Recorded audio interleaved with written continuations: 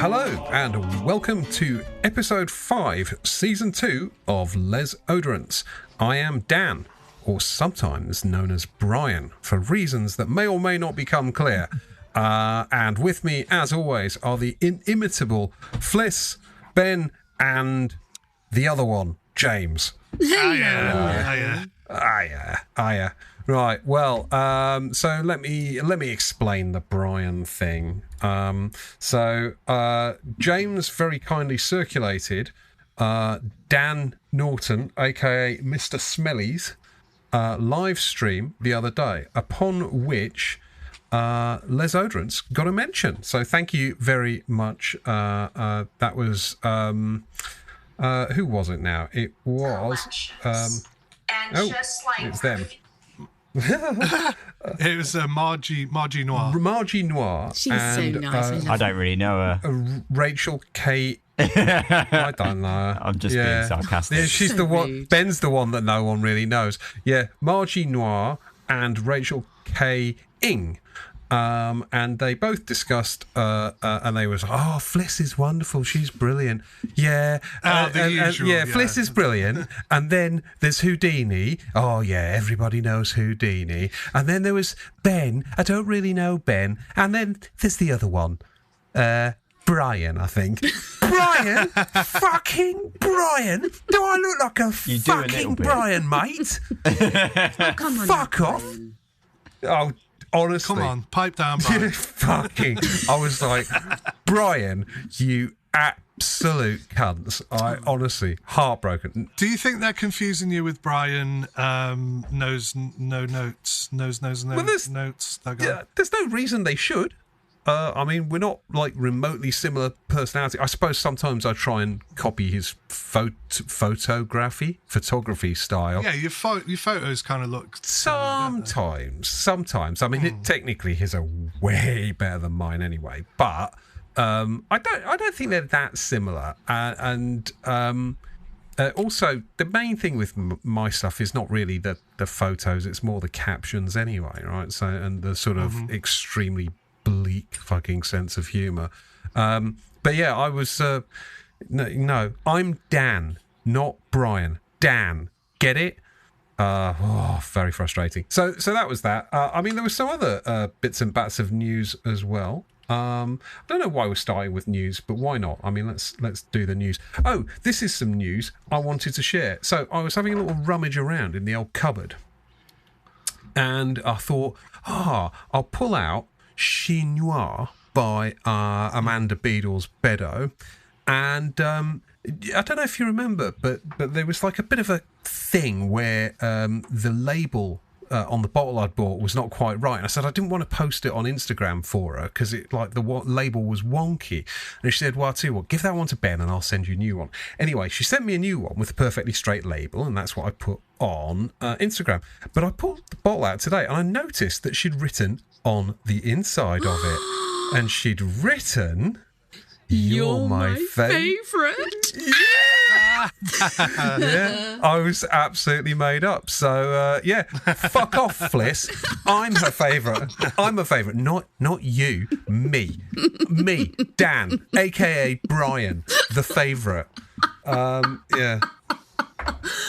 No, there seems to be some sort of problem with people remembering my name. There was like there was a review after the one where I sort of slagged off some listeners, which, you know, fair enough. Not everyone's cup of tea. I still stand by it, by the way. But 1 star, yeah, 1 star Steve and all that. And someone had written something about the main one doesn't seem to be able to handle criticism. So I am the main one apparently, but I don't get a fucking name. I'm not even like No, Dan. because you're like a nameless god on high, just in charge. We're not allowed to utter such magic. Yeah, can't take criticism, but you're the main one. I am the main one, and also I'm called Brian, apparently. So, anyway. Life of Brian, bit like Jesus, bit like God. See, I told you. Yeah, well, I had some difficulty following that, Fliss, but if it works... If you know, you know. Indeed. Well, so that's, I think, mostly it.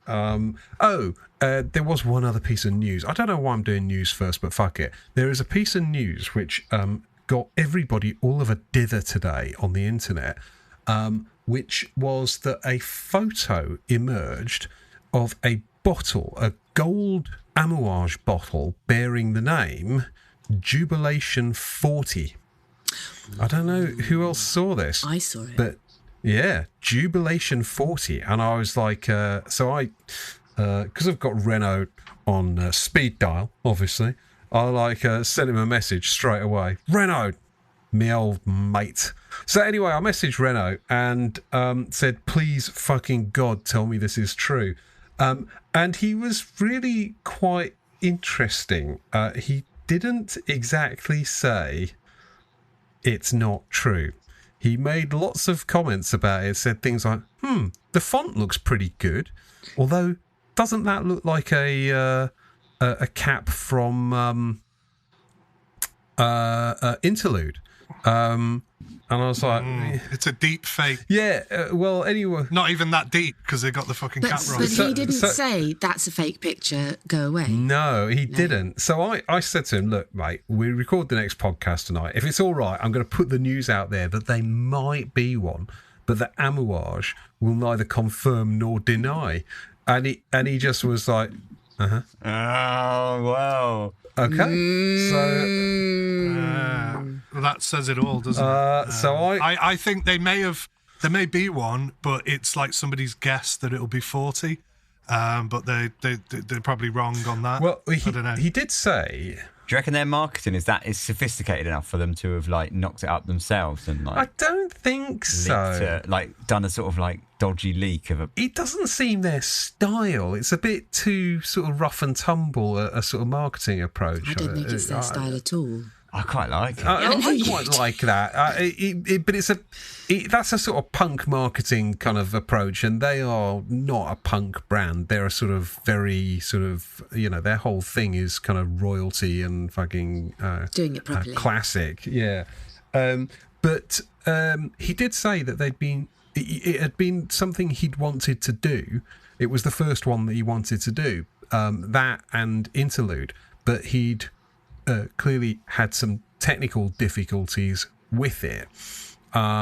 So I don't know. Who the hell knows whether 40 is right or not? 40 would, I think, represent the lowest of all the X-ray concentrations, but it's still fucking pretty. There's a strong perfume strong. anyway, though, isn't it? I mean, it's not small. Well, we've discussed this one a bit. Like, James has had brilliant experiences with it where it's sort of lasted all day. But for me, it's got this kind of tremendously kind of 21 gun opening, but then seems to almost vanish into thin air after about an hour or so. And I don't think that's me just going nose blind to it. I just think it doesn't seem to have any staying power. So a 40% version, that'd do me absolutely fucking sweet. Nice. So that's the news. Anyone else got any news they'd like to throw in there before we get into discussing what perfumes you've been wearing? Well, apart from the fact there's been a lot of interest in my spreadsheet, a couple of people have got in touch. Nerd. And there's a lovely lady called Alexa who's on Insta, and she's launching an app called Aroma Shelf, and it's for people who are collecting, and it catalogues your perfumes, but also it's got a lot more functionality than Perfumo or any of the Fragrantica or Base Notes wardrobes, and it's currently free to download, and I'm just playing around with it. I mean, I'm not going to be able to put my spreadsheet into it because that would be take me 25 years. But if you're just starting out, I recommend it. It's good fun. Oh. Don't you think that, do you know people who are just called Alexa? Don't you think they have terrible trouble if they have one of those Alexa? Well, that's a very good point, although you can change the name of it to either Echo... Brian. You fucking assholes. I want to single out Rachel for that. I'm going to start referring to Rachel exclusively as Brian now. So annoying. Brian. I mean, honestly. Brian. It's a great name. Fuck's sake. See, the more you... The thing is, if you keep saying it, it's just going to get stuck in people's heads. You have a very mischievous face, Fliss. Oh, no, I don't. You've got... I've thought this as well, that, like, does anyone ever call you... Like, it happens with, like, Scousers a lot, where they'll go, hey, Jamie. I'm like, my name's James. It's not fucking Jamie. Does anyone ever call you Danny? I don't see you as a Danny. So there was only 2 people who've ever called me Danny. And they're both dead. No, they're under the PTO. No.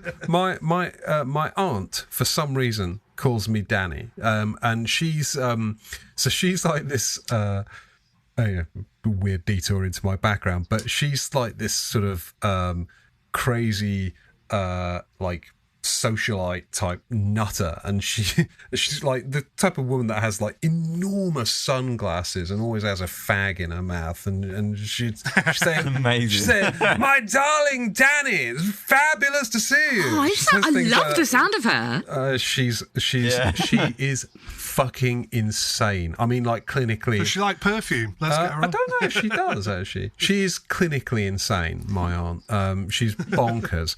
Absolutely lovely, though. If you're listening, Auntie Eve, sorry.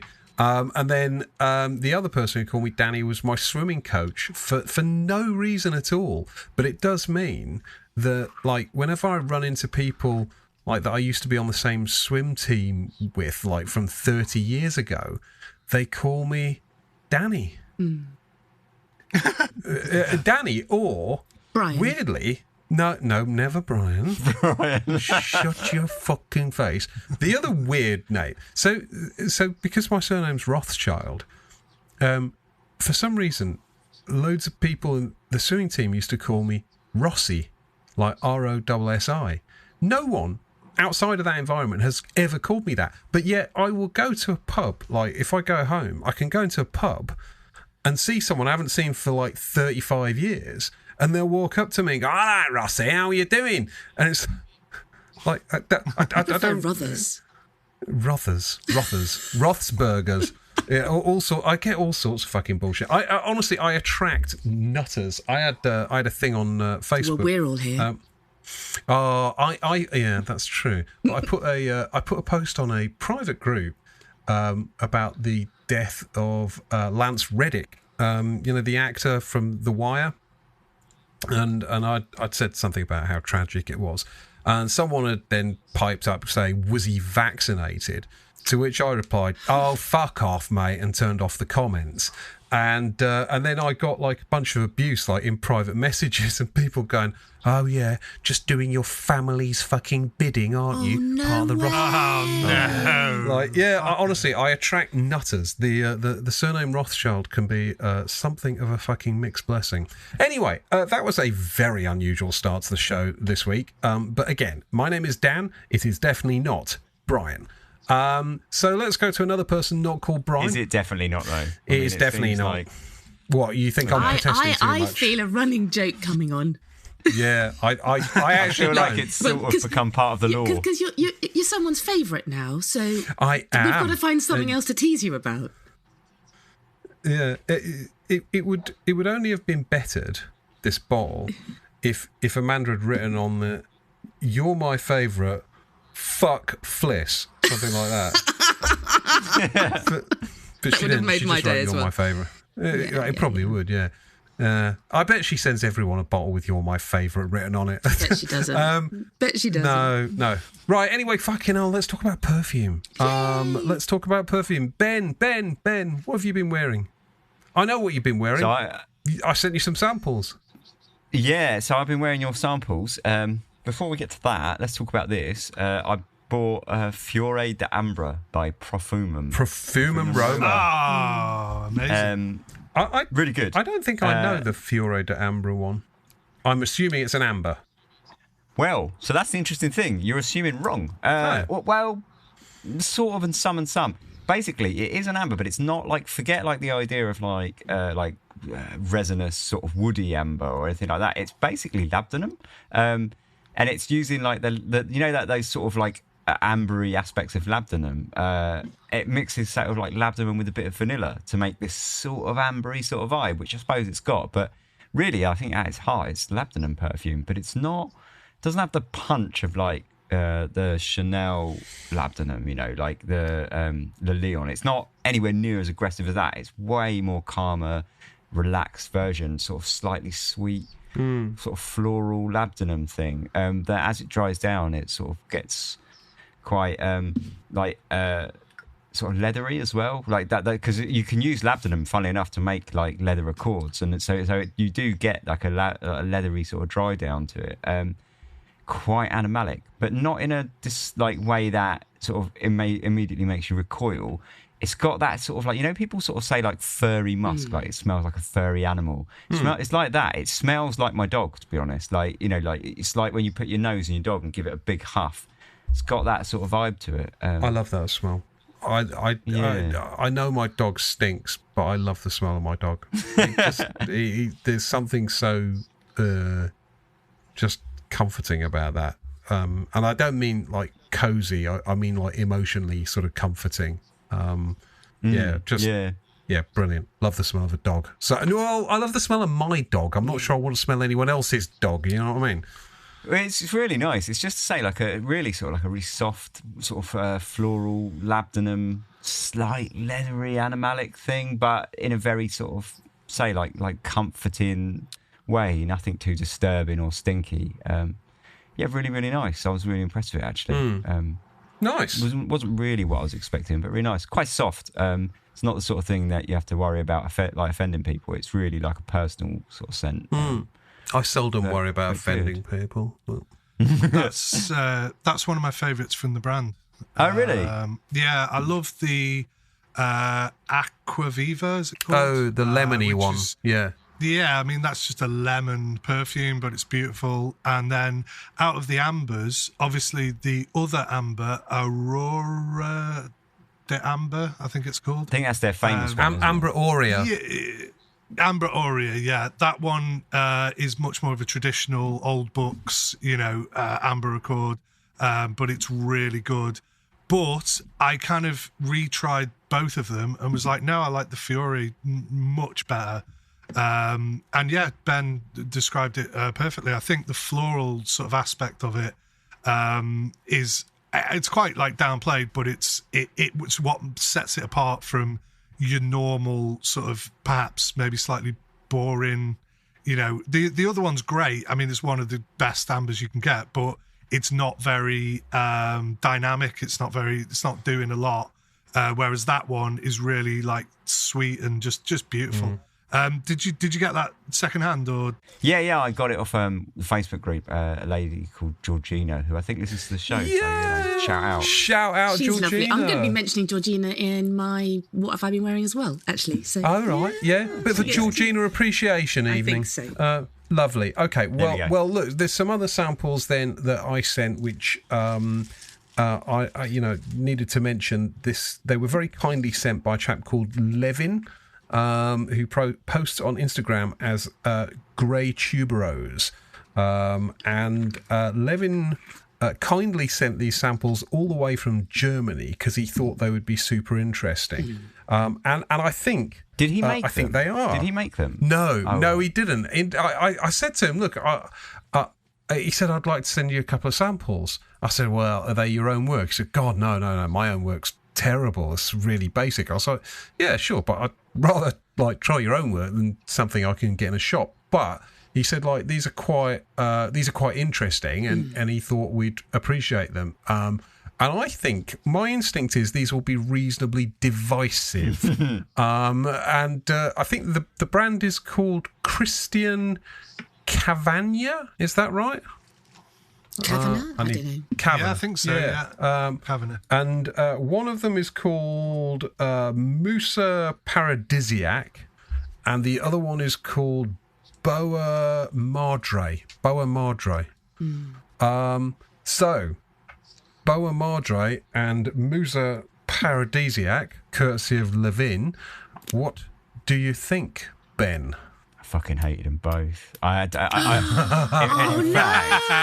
scrubbed off Boa Madre about half hour before we started this because it was just making me hate life. Really? I'd have thought you'd have loved it. Do you know what they smell like? Trifle. They just both smell like trifle. Trifle? You're kidding. The Boa Madre's got this huge, Trifle civety, smell. animalic dry down that's just really, really strong.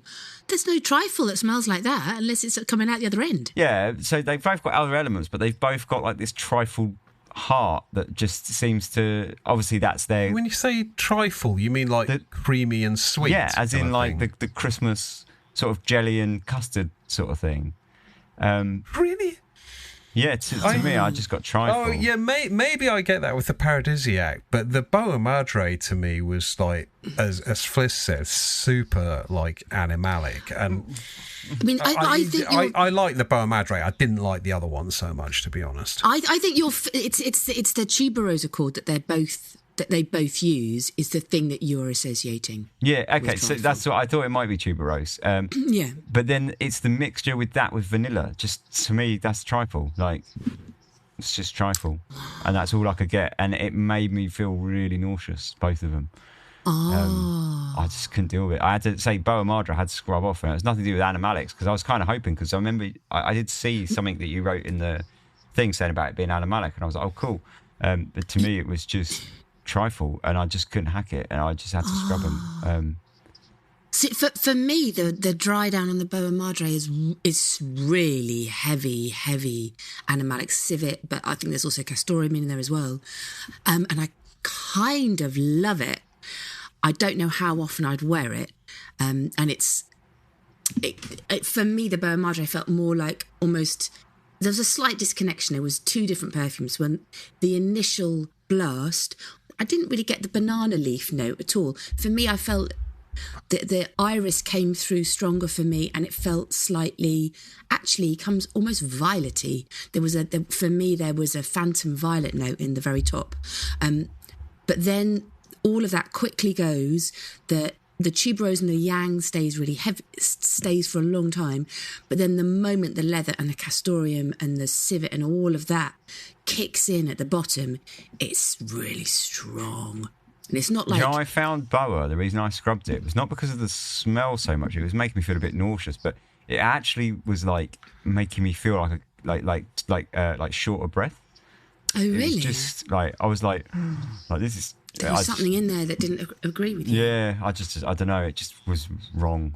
I mean, personal sort of observation. I fucking hate it when they do this, but on Fragrantica, all the smells like. So the twats have clearly been out, and it's all smells like Gary SpongeBob and the other SpongeBob one and the anal one and stuff. And it's like, people just do that to be, oh, so funny. It's about as funny as fucking foot rot, honestly. I wish people would stop being twats. But I don't know. I don't think I could compare it to anything, but I quite like Boa Madre. It was the other one that gave me a bit more of the heaves, because that seems to be very tuberosy, like bleh. It really green tuberose at the top, and there's much greener and brighter at the top for me, and I actually found it really wearable. It feels very clean and rounded. I really enjoyed wearing it. But then I am a bit of a tuberose fiend, so for me, maybe I was just in my element. Yeah, I know that someone on the WhatsApp was bubblegummy. like, "Oh, it's really strong," and I was like, "Oh, it's not that strong." They're but then both that's just very strong. I thought. They are pretty strong. I loved both of them. Totally. I mean, I know, and the thing is, I completely understand what Ben's saying. They do smell a bit like trifle. But I fucking love trifle. No, I'm kind of, the thing about, I was sort of fascinated to hear what Fliss had to say. I can't believe, and the problem is, right, I've sprayed them on a strip now, and I can't get the same experience, and this is sounds pretty obvious, but I can't get the same experience that I had on skin, because they don't quite smell, obviously, like they do on skin. However, the Boa definitely get the banana leaf, like straight off the top. I find that greener than Really? the other one.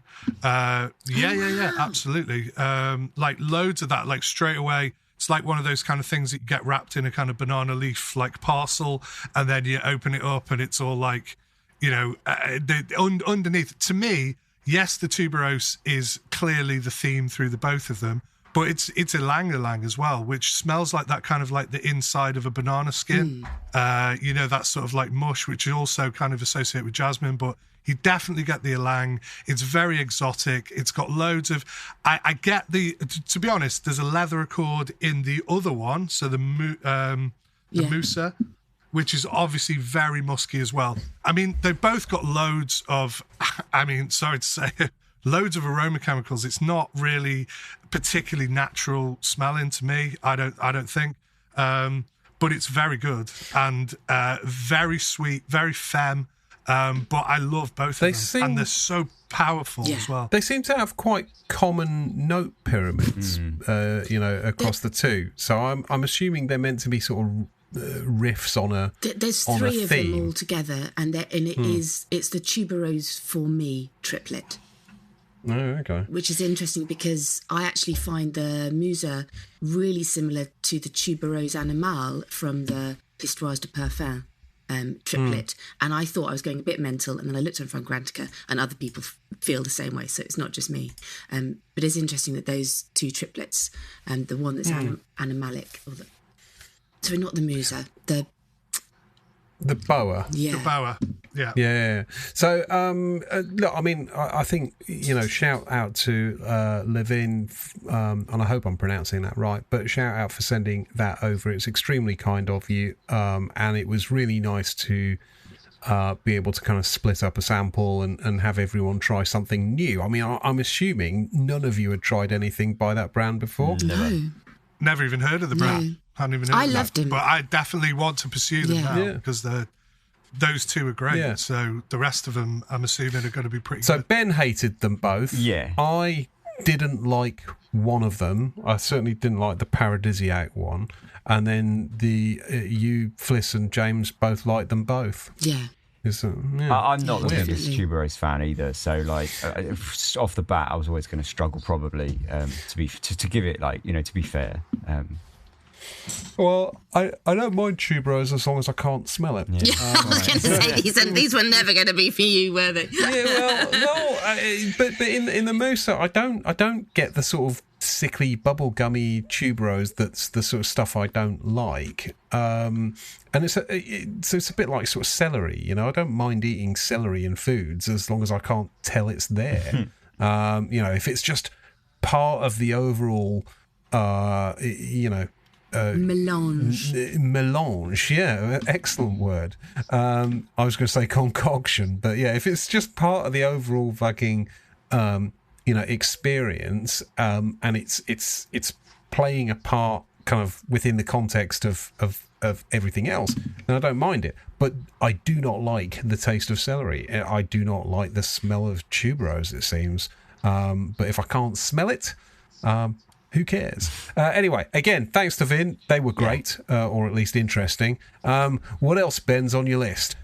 Yeah, so Dior Vetiver that Dan got recently and was very pleased with, and I'll tell you what, it's beautiful. Yes. It's very, very beautiful vetiver that's like fresh and zippy and refined and classy, but it smells side by side, because now I've just sprayed them, very, very fucking close to L'Homme Ideal cologne, which is... Right. A bargain bucket. 20 quid. But there are some subtle differences, and they are that the L'Homme Ideal cologne is like smoother slightly, whereas the Dior Vetiver actually has that slight like earthy roughness to the vetiver. Mm-hmm. Like it's got that sort of slight roughy woodiness to the vetiver, doesn't it? Whereas the L'Homme Ideal cologne sort of forgoes that, and it's smoother, but they're very, very, very, very, very fucking similar. And the idea is the same between the two, like a fresh, zippy, slightly citrus feeling vetiver. Uses that kind of sort of citrus like element of vetiver and sort of amps that up a little bit. But beautiful perfumes. Like I love them both. I mean, I love L'Oréal cologne. It's a gorgeous perfume. I mean, for summer, it's almost perfection. You know, that sort of zippy, fresh, clean vetiver is just fucking phenomenal. And I do think the Dior vetiver is better because for me, it's got that rough edge to it that obviously I'm going to love. And it gives it sort of a more slightly earthier, rougher, darker side. But it's still at its heart, that beautiful, fresh, lovely vetiver. So I loved it. Yeah, thanks for that. Well, I mean, no problem. Although that's going to break my heart if the same effect can be achieved with a £20 bottle. Well, I think I could probably just stroll into any department store and try it, couldn't I?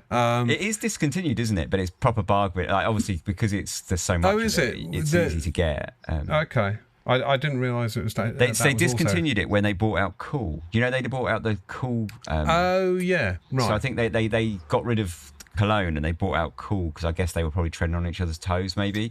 But it's discontinued, but it's easy to get. It's still bargain basement everywhere. Cool. Well, I didn't know that, and that's obviously disappointing to know they're so similar. James, Fliss, I think I sent the same samples to you guys as well. I'm going to go ahead and bet that Fliss didn't care for the vetiver so much. I think it's a very good vetiver. Don't get me wrong, but vetiver is not really my thing. I feel a bit like you feel about tuberose, in as much as I can tell when it's been made well, but I wouldn't choose to wear it myself. But I'm having a little sniff now, and I agree with Ben about how lovely and citrusy feeling. It feels very crunchy and bright, and I like it on my hand for now, but I wouldn't wear it for the day. I do tend to think of vetiver generally, or at least very vetiver forward perfumes, as being quite masculine. Yeah. So I don't think I actually have any full bottles in my collection at all. I've got some Terre de Hermès, and I've got a couple of other things, a bit of Sycamore and stuff, but they're more for reference. And I would, so I'd keep this for reference as well. So I go, if I want to. And this one versus the Sycamore, the Chanel versus the Dior, the big debate. See, which one would you go for? I like the Sycamore because it's smokier, and I like the smokiness of it. Yes. But I appreciate that it's nowhere near as fresh. And so I would still say that they do different things, and you could definitely still have those two in your collection. Absolutely. James, what did you make of it? I think you've tried it before, though, right? Yeah. I kind of just sort of double down on what I originally said, because when I first smelled it, I was really wanting to. Well, I wasn't actually, because it's not that easy to get hold of. So I was kind of. It's rare that I feel exactly the same way about something, but I kind of almost knew that I would. But I was kind of hoping that I would like it more. Not that it isn't good. It's very well balanced. It's very good. It's a good vetiver, as to borrow Fliss's words there. Exactly what I said about it. It's a good vetiver, right?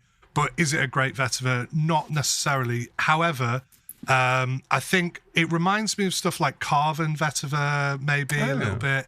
And things that are just like, and again, it's not really about the expense, because I think this is a worthy one. It's probably, one of the better, if you compare it to the modern Dior Privés, whatever.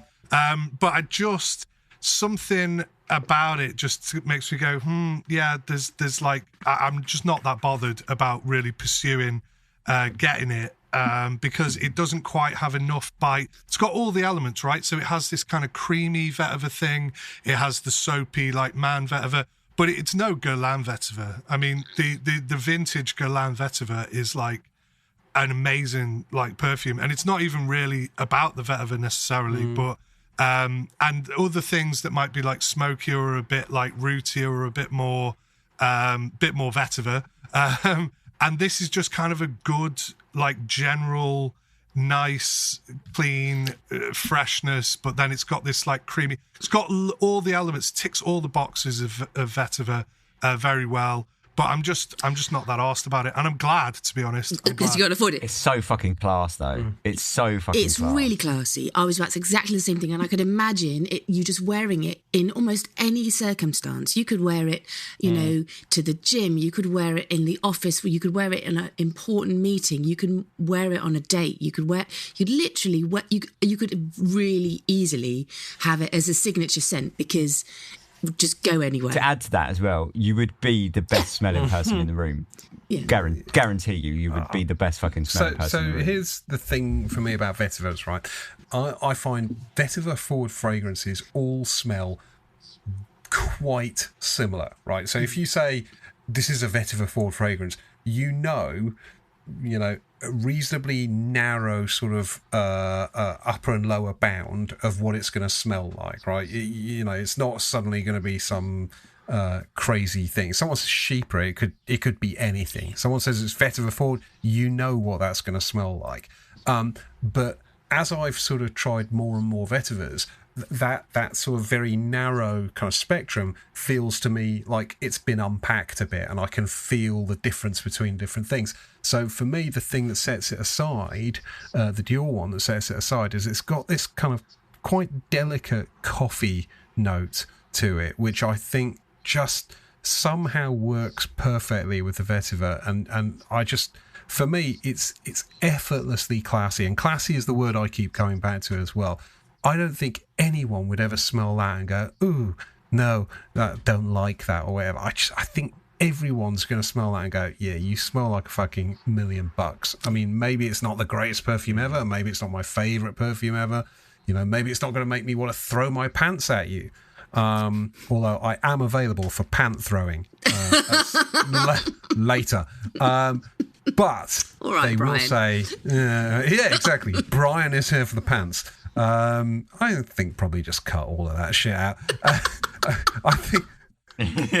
But here's a weird one. My 16-year-old daughter has been wearing Dior vetiver to school, which to me seems like such a weird choice for a 16-year-old girl. And she said, you would not believe how many compliments I get wearing Dior vetiver, which is mad. I'd believe it. Yeah, well, That's class. I think She is class, isn't she? She's my offspring. The apple does not fall far from the tree. So anyway, good. Right. So Ben, we covered Dior vetiver. Sorry, yeah. So last one, I'm not sure what it is. Prada LVH. Yeah. Now it's unmistakably a Prada. The very as soon as I spray it, it's like if this wasn't fucking like labelled Prada, yes, you would agreed. know. But what is it? LVH. Sorry, what does that stand for? Infusion d'Homme. Or maybe it's Gorgeous. Love it. Infusion d'Homme. I can't remember, but it's Infusions. Right. It's the d'Homme one, so not the. It's not a vetiver one. It's a, what is it? How would you describe it? A very powdery. Very. Soapy, powdery, florals, and it's Prada, isn't it? It's soap and florals, and that's about it. But it in a really sort of clean, refined, minimalistic way. In a way, it's just like the most expensive hotel bar soap ever. I think it is an absolute fucking joy, a joy to wear. I like it. I like it a lot. Really, like if you ever just want to smell soapy, fucking clean and great, this is it. I think it is superb. It's discontinued now, but a friend of mine got a 750ml bottle. A 750ml bottle. Wow. Yeah, and just sent me like a 30ml decant for free, which I thought was absolutely charming Where of him. did you get a 750ml bottle? Who the hell knows? I mean, honestly, who the hell knows? But I'm glad you liked it, Ben. I am really pleased you liked it, because I didn't know whether it might be a bit too polite for your taste. No, I love it. I love stuff like this as well. Like, I do have this side of me. I just don't bring it to the podcast so much because I feel like it's it's not. You're so the unique. stinky guy. But, Stinky guy. Yeah. But I mean, I do love all that. Both the vetiver and this, are super clean and minimal in a way, and they're both beautiful. Yeah, no, I really liked it. I really like the product. I think You should do a whole bit where you're like, stinky how? Stinky how? Stinky out, like I fucking amuse you? Call me stinky one more time. Right. Anyway, James, what did you make of it? Well, I this is one of the rare perfumes that I have had and used an entire bottle of. Oh wow, that says something, eh? And I guess it wasn't the 750ml bottle. No, it was 100ml, so I used a lot of it. But this was kind of in a time where I actually had a pared down collection, and I actually used bottles and wore stuff like for weeks on end at a time.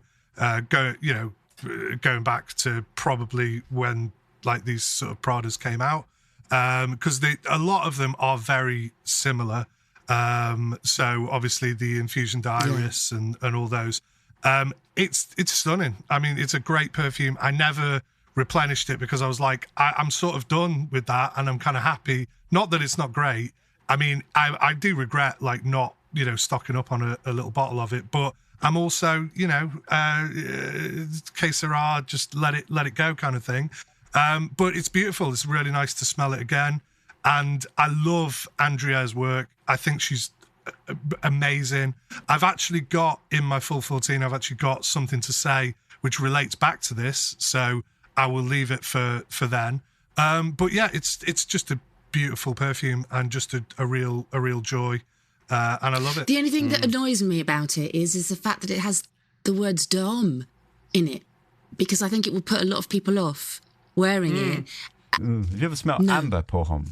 That's feminine. It really, well, like I would barely. I mean, to call that a hom is madness. Interestingly enough, that is one thing that's what I'm going to talk about in my 14. Okay. Okay. We'll leave it for now. Yeah, there's someone else made a comment about it, which has made me think about it in a slightly different way. Well, we'll discuss it then. Mm-hmm. Cool. But, yeah. Cool. All right. Ben, any others on your list? Quick shout out. I was wearing Nouveau Monde at the start of the week, and I appear to have worn it for the entire rest of the week. Louis Vuitton, because it just clings to everything around it. And it's nuclear perfume. Gorgeous. But I mean, by the end of the week, I was like, fuck sake. I was even wearing a different perfume. In the dry down, I was like, oh, this lovely leather's coming through. And I was like, no, it's not. That's just the Nouveau Monde. That's still Nouveau Monde from like 3 days ago. But it's beautiful. It's like a really nice rose oud, I guess, but it's got this like dark chocolate vibe to it that's sort of much more forefront, and it dries down to a lovely kind of that suede leather of the Louis Vuittons. I really like it. Some people say that it's like a softer version of Ombre Nomad. Kind of see that. I think it's better than Ombre Nomad, to be honest, but controversial. But there you go. I've been enjoying stuff that doesn't last that long this week. So the Grossmith Diamond Jubilee, which I sent you samples of previously. So I wore that, and I wore the Prada, and I've been quite enjoying the fact that I can wear it for a bit, and then sort of it doesn't sort of keep coming back and choking you out. But then I wore yesterday, Bois Imperial. I thought, right, let's give this a proper fucking run out, see how it is. And honestly, after about 8 hours, I was just, James used the expression, I was tapping out. I was fucking tapping out. I had to shower, and I basically had to burn my clothes because it's the only way of getting rid of it. It's just so fucking tenacious. And sometimes I crave a perfume that isn't going to fucking stick to you like radioactive tar. I completely agree. I get really annoyed when people are like, what's, beast mode and longevity? I'm like, some things just don't worry about that. If the composition is delightful for the amount of time that you get to wear it, do that. And I've got lots of stuff that only lasts, say, 4 hours or 5 hours. But actually, I like that because it means I can do exactly what you're saying and wear something in the morning and then maybe change my perfume late afternoon or for the evening or something. And there's no lag or overlap between them that then fucks that decision up. And those ones, especially something that's hasn't got very much story to it, but it's just buzzing at your nose for 8 or 10 or however many hours, it's just a bit much sometimes. Yeah, no, you don't always need it at all. So what have you been wearing, Fliss? Ooh, Apart from your lovely samples that you sent, I was wearing quite a lot of Amouage Meander, which I Amazing bottle. It's a beautiful bottle, but I've really enjoyed the perfume as well. It's woody, creamy and sweet. It's slightly spicy. I mean, it is utterly inoffensive in its deliciousness, and it's kind of one of those gourmandy ones for people who don't want to smell like cake. I find the dry down is quite similar to the Pacha Parfum in terms of that sandalwood creaminess. But I've also had a lot of compliments wearing it. It's been fun. It's a fun, easy, cozy wear. It doesn't, blow my mind, but it's not. It's not shit. I remember when it came out. I think that sort of was the criticism, was that it was like sort of a bit meh for Amouage. It wasn't like, because obviously Amouage are slightly bombastic at times, aren't they? And they've got a bit of a reputation for that. And then I think a lot of people were like, "What the fuck is this?" Like it's. Well, I really like the fact that it's so. Like we were just saying, there's always time and a place, isn't there? Yeah, what it does really, really well. And it is creamy and woody and spicy and delicious and nuzzly and all of those lovely things. And it is those things very, very well. So, yeah. Night Flower by Eris. I was using my sample of that up. Really enjoyed it. I found the dry down is really Shalimar-y and quite Shalimar flankery, maybe a filterish. And once you've clocked that, then it kind of, you can't unclock it, if you understand what I mean. Yeah. That said, though, it's it's very musky and sweet and rather, I find the florals in it quite minimal, but there's a lovely soft spicy leather in it. Lasts for a lifetime. And I was just slagging off things that last forever. But this, I mean, in terms of longevity, it's really, if you want to smell like this, it's good. And it has a story to it as well. So it's not just boring your eyes out with the same note. It's, it has a lovely story to it. So, I think I must have missed that when that was launched, because everyone kept wombling on about, I've been wearing that for years. I was like, all right. I'm on the train now. All right, shush. Fucking hell, mate. Yeah. And then, fuck me. This is my shout out to Georgina. So I know that I have really slagged off Zoologist a lot. It's like one of the things I do slag off. And way before Christmas, she listened and she was like, "Oh, Fliss, I'm so sorry that you hate Zoologist. I've got some lovely ones." And I was like, "Oh." She was like, "I'm going to send them to you, and I wear them when I'm doing yoga and when I go to bed and all these nice relaxing things." And I was thinking to my head, I was like, "Oh my God, how do you wear that shit when you're trying to, relax?" Anyway, yes, of course, please send them to me. I'd love to try them. I put them to one side because I know that me and Zoologist don't get on, so I have to be in the right mood. And I was sorting through stuff out, and I was like, oh my God, I still haven't tried those fucking samples from Georgina. Musk deer, I thought, right. And I sort of girded myself up for like this musky Did you gird your loins? I did have to gird my loins, Brian, because I was expecting... What? Gird my loins, Brian. Fuck off. Because I was expecting this filthy musk deer. That's, in the same way as I slag off sloth and bat and all of that, I was expecting this just olfactive story of deer's bottoms. It's really fucking polite musk. And it made me really angry because I planned this day of being angry at a perfume, and then it was just really rather lovely. It's all nice and sweet, and it gets very powdery, and it's rather conventional. And it made me go, I don't really understand this brand anymore. And if I was a Zoologist fan, I don't know how I'd feel about it because it's so nice. Well, so they've changed, in my opinion, and I think it's been quite subtle, but I don't think Victor, the guy who owns the company, I don't think he would disagree. But when they came out, they kind of were quirky, sort of like smelly perfumes, and that was their vibe, right? But over time, they've slowly discontinued the complicated, challenging ones and reformulated them, in his own words, to be more appealing, because he was basically saying, like, in a shop, people smell the cap and they smell something they don't like and go, no, fuck that. So they basically have been reformulated so that you can smell the cap and go, oh, that's lovely. I think, personally, the brand's gone down the fucking pan because of that. And the fact that they've hiked their prices like 4 times in the last 2 years, but or something like that.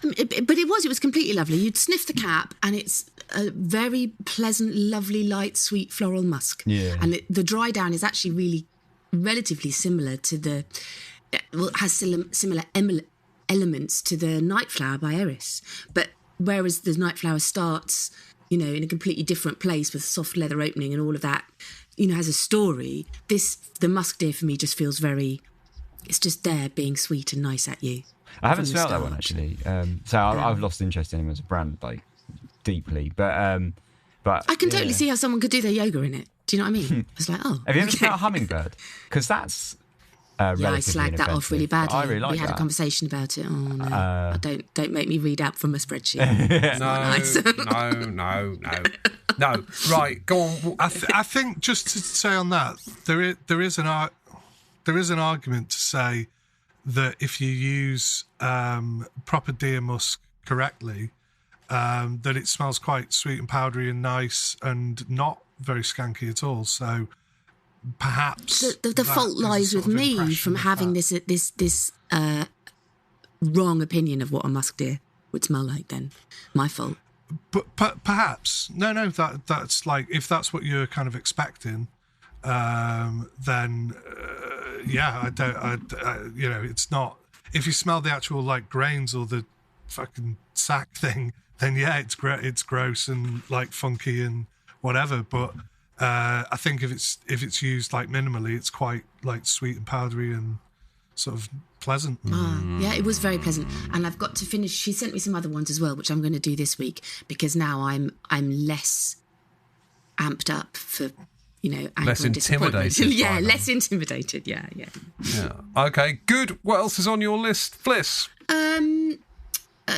One last thing. I smell Memoir Woman, Amouage. Oh yeah, I really liked it. I don't know it. What's it like? Kind of very, very gothy in terms of, and also quite Christmassy. So there's dates and plums and incense. It has a really dusty dry down, which is, I think, smells very similar to Tonka to me, even though the Tonka's not in the notes. But it smelt like a gothic Christmas. As far as dusty gothic Christmas, with the dried fruits, all those dates and plums and stuff, and spices, it was right up my street. I tell you that. I was like, right up my street. I've gone from not knowing anything about Amouage at all to in the last month. My new favourite ass. I'm not sure I understand your street, Fliss. Your street's like fucking like Carnaby Street or whatever. Like,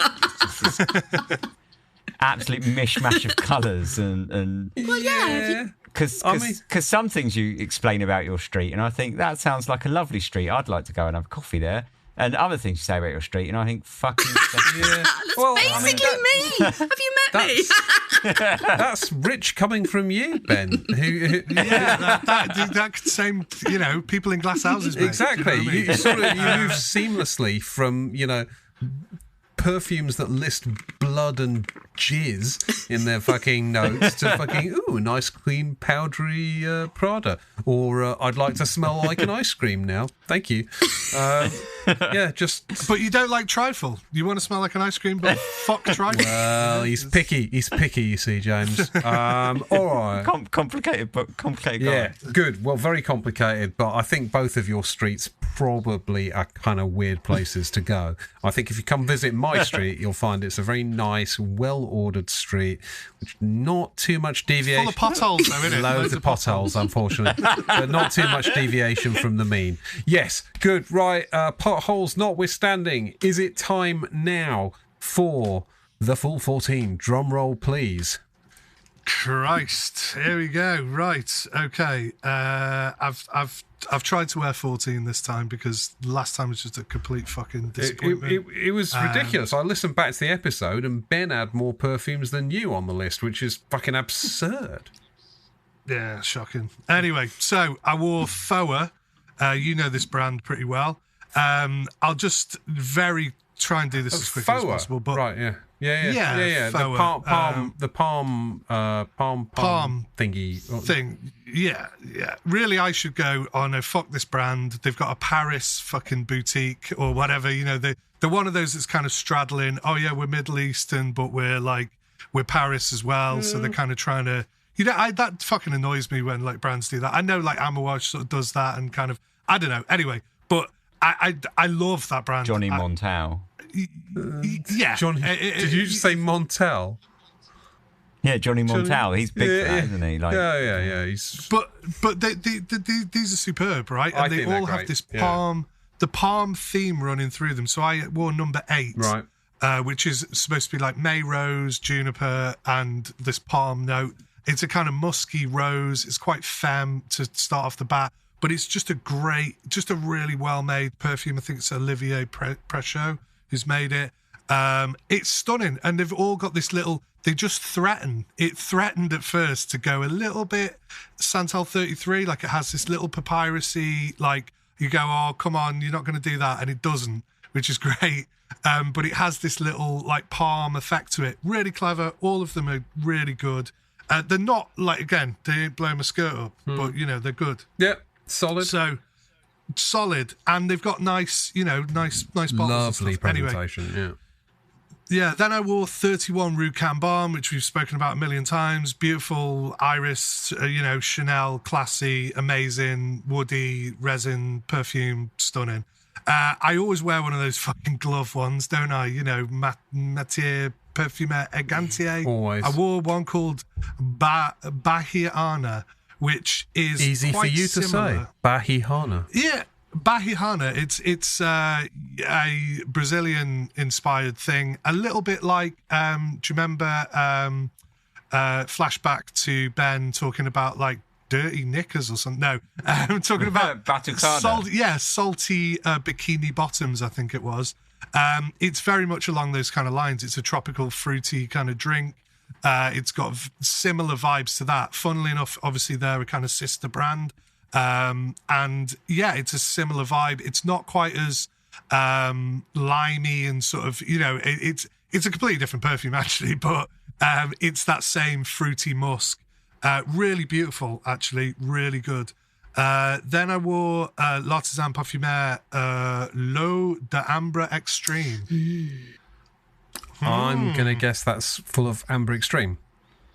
Yes. It's got like chocolatey notes. It's got kind of things. But interestingly, again, it was kind of inspired by listening to Eugene's live, and they were talking about Jean-Claude Helena, and they said, is this Jean-Claude Helena's most dense perfume that he's ever made? And I thought, what a poignant question. That's an excellent question. I'm going to nick that, and I'm going to put it on our podcast. So basically, I think it actually probably is, unless you can think of more, What do you think, Fliss? Definitely it is. And to be honest with you, I don't particularly like the extreme version. I think that the straight L'Eau d'Ambre is, for me, slightly more just easier, where I find the extreme a little bit at one notish. I don't really find it has a huge story to it, and I miss that kind of deftness of hand that you associate with Jean-Claude Helena, and I feel that there's that kind of watery lightness around you that I don't get with it. And I had a bottle and I sold it. I don't miss it at all. But you've still got the normal amber one. No, I sold both of them because they weren't my favourite ambers. Oh, you sold both. But I prefer. Well, that's fair enough. Yeah, but I just don't. I just find them a bit boring. I'm sorry. Yeah, I mean, I can understand that. It's not like my favourite perfume in the world, but I own it, and I think is it still available now? I don't know. It's a great question to ask, but I feel like I probably would need a bit of thinking time and fucking access to a database of perfumes to answer. Well, Well, it's interesting because they started then going on about, what about I find Declaration quite dense, and I'm like, no, that is like his transparency. Yes, it's got that cumin note. Yes, it's got he puts that kind of sweaty, like peppery spice in things, but he still does that with like a real. It's still got that like translucent kind of like feel to it, even though it's got some heavy elements. So no, I don't think that. I still think that's probably his heaviest perfume that he's ever made. This Amber Extreme. Anyway, then I wore Parfum de Marly Eau Jeanne, just to, because it's the only Parfum de Marly that I own. Yes, all right, it's a clone, whatever people say. I actually think it's a lot more balls out than the Hermes that people say it's a copy of, which is the Amber Narguilé, I think. Amber Narguilé. Yeah, Amber Narguilé. It's a much more kind of balls out version, and I genuinely don't think they went, hey, let's copy this kind of slightly obscure. I mean, it's not obscure if you know the Hermes kind of Hermescence line, but they're not exactly, if they're going to copy stuff, like... May as well copy Sauvage. Well, I don't know. It's just, it seemed a bit, and I kind of would still defend some of those Marleys as like, they're okay, I don't really like the brand, but that one's like, I like it, for like cold weather and stuff. Then I wore Yves Saint Laurent Jazz, which we've discussed at length before. Fliss loves it as well. I love it. I think it's almost grown in stature. I've worn it for fucking years, but I just never. I've always realised it was a great perfume, but I just like, even more so now. I don't know if it's like I'm reminiscing about it or whatever, but I just feel as though I love jazz. Then I wore Towerville Incense Flash. Anyone familiar with that? Yeah. I'm going to say not quite, but I have tried several of the Flash ones. The Towerville is like Tower's kind of like sub-brand, yeah. It's the ready-to-wear sort of. It's the cheaper one, isn't it? Shite. Well, absolute shite. Really? I'm sorry. Fucking, I was saying about him dancing the other week and all that shit. But like, I really like Andy Tower. I think he's a really good perfumer. And it's not it's not shite. It smells of incense, and when it opens up, it's kind of olibanum dominant. Yes, it's got like other kind of things in there, but it's just a really boring, not very long lasting, just a rubbish incense perfume. Like, why would you bother? And it feels as though it's very there's no depth to it whatsoever. Just one tone, and that tone doesn't even last very long. It's just shit. I don't know. Just don't waste your time with it. It's rubbish. Excellent. Have you tried Rose Flash? Yeah. Rose Flash is very like boozy. But it's also rose. the incense in that smells like 1980s head shop. Those tarot shoppy. I found it almost unwearable. The rose was too jammy, too sweet. The incense was that kind of choky. I was no. Andy, what are you up to? I liked it, but it was big. It was sort of like woof in your face sort of thing, wasn't it? Yeah, no, I liked it, but super boozy. Sorry, James. Carry on. No, it's all right, dude. So basically, then I wore Yves Saint Laurent Pour Homme.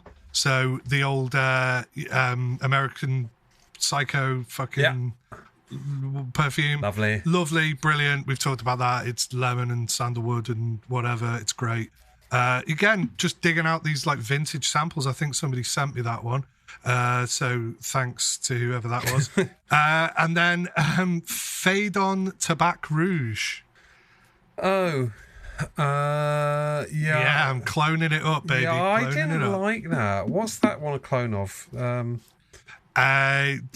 Tobacco Vanille, but it's a kind of milder, less annoying Tobacco Vanille. Tobacco Vanille is pretty fucking annoying, so it would have to be less annoying. It's only slightly less annoying. It's pretty much the same, but it's much more subdued. And my bottle is mental. I've got a really old Tobacco Vanille. I barely ever wear it. When I do, I go, I should really fucking get rid of this, but we've already established I'm too lazy. So yeah, Tabac Rouge, it's okay. I actually quite enjoyed it because it's like the mellow, nice experience that you might get from Tobacco Vanille when I did like that sort of vibe. But yeah, it's just, and again, with Fade On, I don't want to be like, I don't think they're like a clone brand. I think they were trying to sort of reimagine certain vibes and present them in a bit more of a kind of wearable, nicer way. And in a lot of instances they have, but they haven't really done much original. So, you know, arguably if someone called them that, then fine.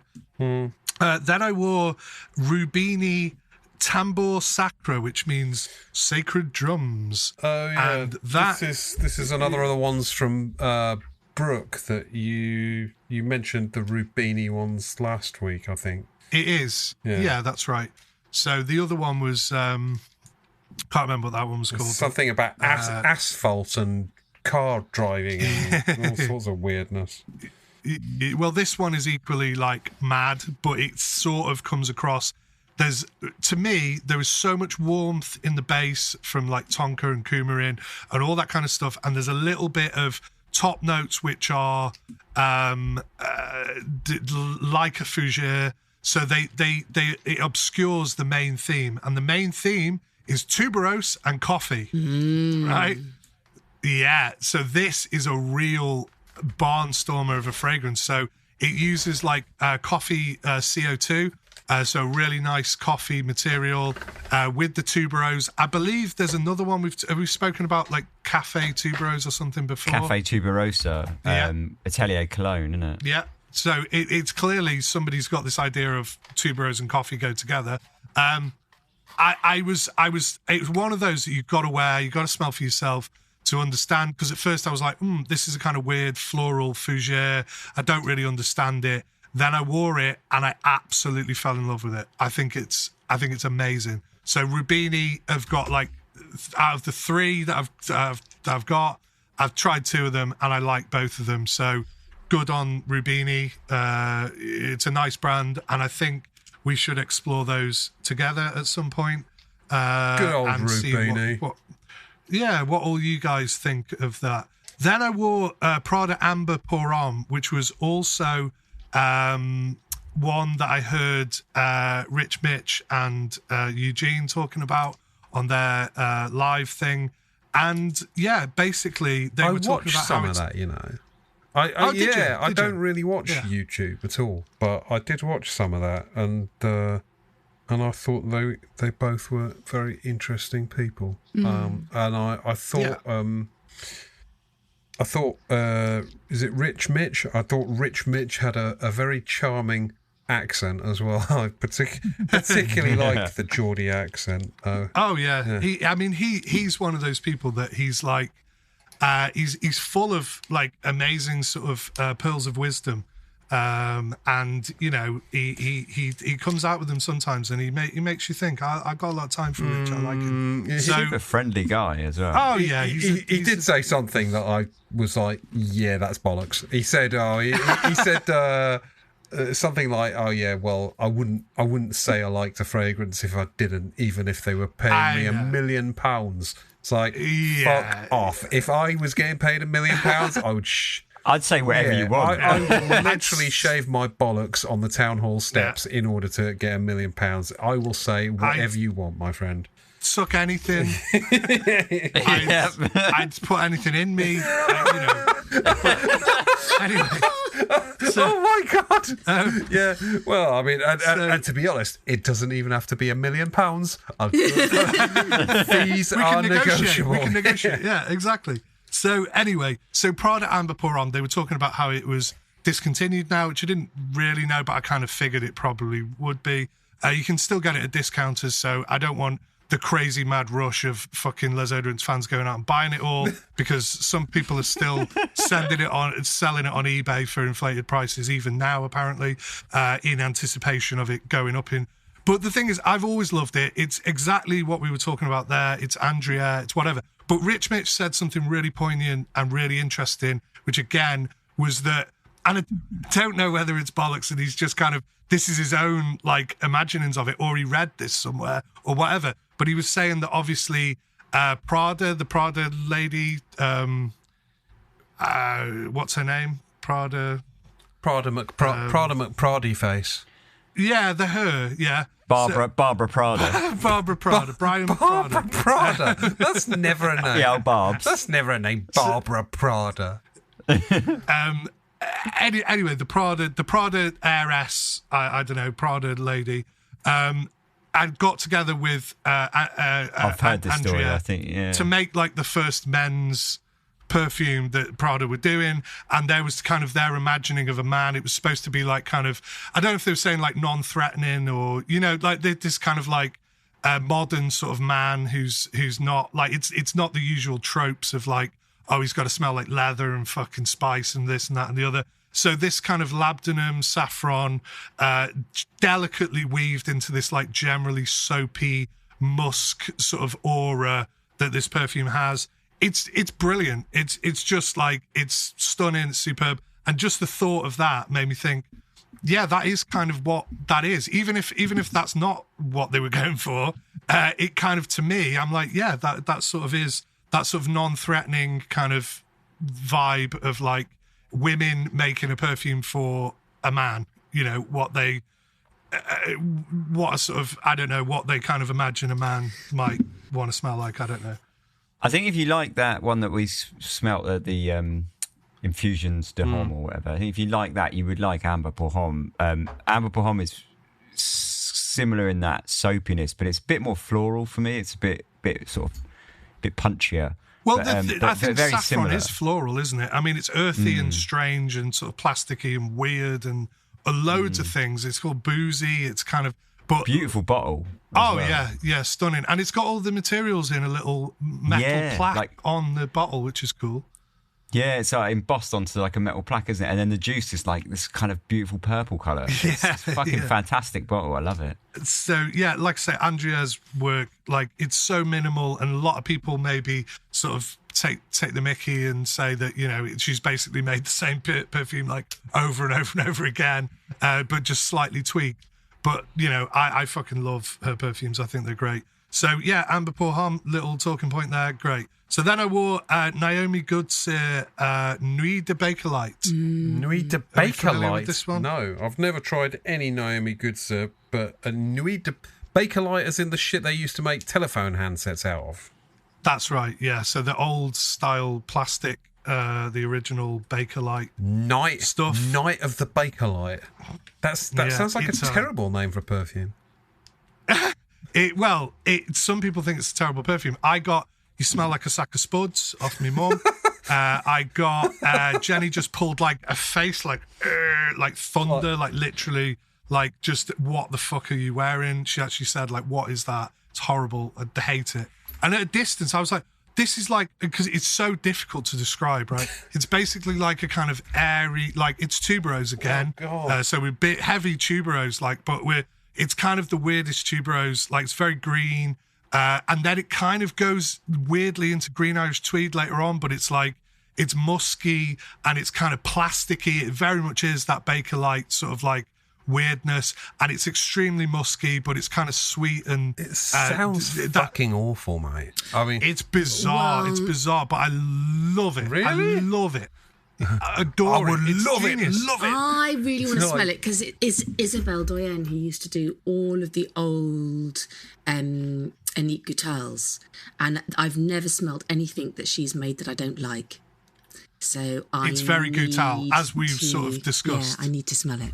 Yeah, I think you'll love it. Because she gets this kind of green, and sometimes you get those kind of like ivy sort of like notes going on, which are kind of a bit like... She does like, really, really natural green florals and trees and hedgerows and fresh cut flowers and all of that stuff really, really well.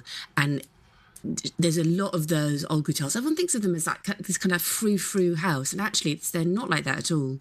And there's things like Nuit Étoilée, which literally smells like walking through a pine forest as the dew is dropping.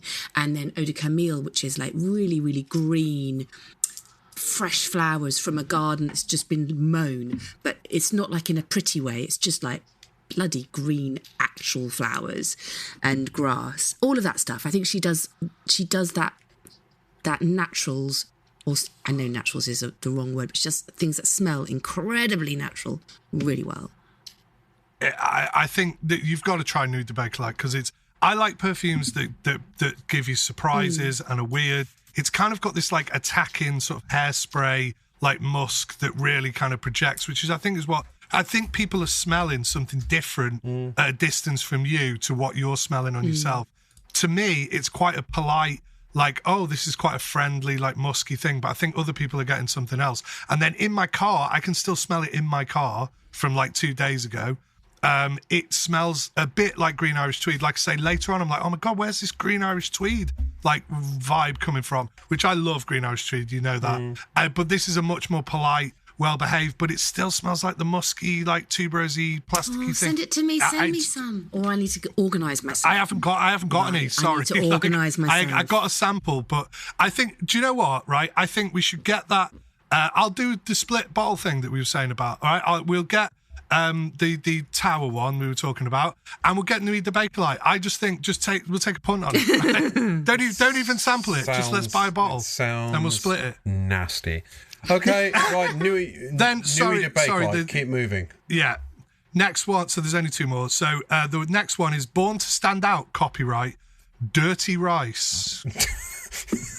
That sounds. I can't even enter into the fucking diatribe that I want to about this because we'd be here all fucking night, right? So it's this Korean brand with this kind of annoying, like, it's almost like Supreme or something, like the kind of branding. I'm like, fuck you already before I even like smelled it. I picked 3. So I picked fig porn because we were talking about selecting figs for summer last episode. Was there any pornography with the fig? I'm not even going to talk about that because I didn't wear it and I've not even really tried it yet. So I picked that one. I picked another one called Mud because I was like, oh, mud. Yeah, nice one. And then I picked another one called Dirty Rice, which I did wear. Now, Dirty Rice to me is either like some kind of the cooking liquor of something else, like, you know, like contaminating the rice or like, you know, or like that Cajun, you know, what do they call it? Like Creole food where they have like dirty rice. That's dirty rice, right? Not what this is, right? This is like the most creamy fucking almond, like boring aroma chemical musk, sandalwood chemicals. You know the fucking smell. I think it was like straight off the shelf from fucking, what's his name? Olivier Cresp. I don't think any of these have had any like real work put into them. They haven't had any real thought. And then when you go onto the actual blurb that's about it, it's all about sex, right? So it's like dirty rice, like as in like dirty rice, like makes no sense whatsoever. I don't know if it's the translation from Korean, but it's just bollocks, right? And I was just annoyed at wearing it. Doesn't smell that bad, right? It's a rice perfume. The little almond note sort of is a little bit sickly after a while, but then like it goes away and it's like, yeah, it's a nice sort of musky sandalwood perfume. It's nothing at all, but it's not doing anything for anybody. And the sample was £8. That's quite expensive. For 1 mil, for 1 fucking mil. So more fool me, but it more fool me for paying £8 to have a rant about something because I knew I was going to rant about it, right? And so maybe it's money well spent. I don't know. You sound properly cheesed off about this. Really angry. I'm not angry. I'm just disappointed. You know. Spoken like every parent across the country. I'm not angry. So Sam. Anyway, I'm just disappointed.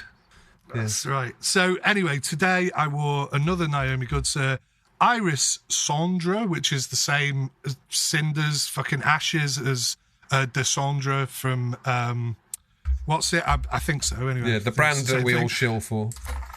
Yeah, that one. This is an Iris perfume from a niche brand. I love the Naomi Goods lineup. I think they're all really good.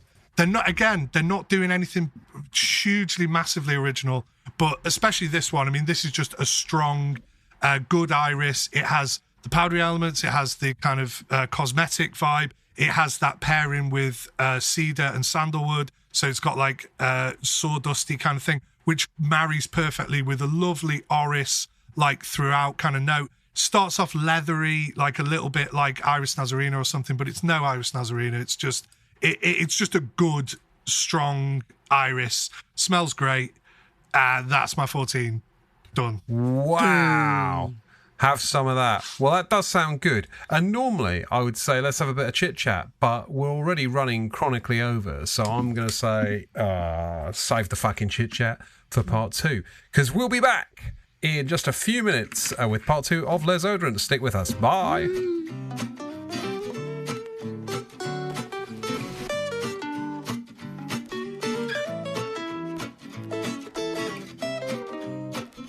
Hello and welcome back to Les Oderants. This week we're talking about guilty pleasures. What's your guilty pleasure? What even is a guilty pleasure? Ben, what the fuck is a guilty pleasure, mate? Yeah, so I wondered that because so I just said I just got a bunch off my shelf of guilty pleasures, and I actually have got I would say 2 distinct differences in that. One is guilty pleasures is stuff that it's just a bit crap. It's crap, but you love it. Most of my guilty pleasures, I would say, have probably got nostalgic sort of benefits, I guess. That's the attraction, is the nostalgia vibes. But actually, they're sort of not the best perfumes. I mean, one of them is definitely questionable. Right. And then, or 2 at least. They're all questionable.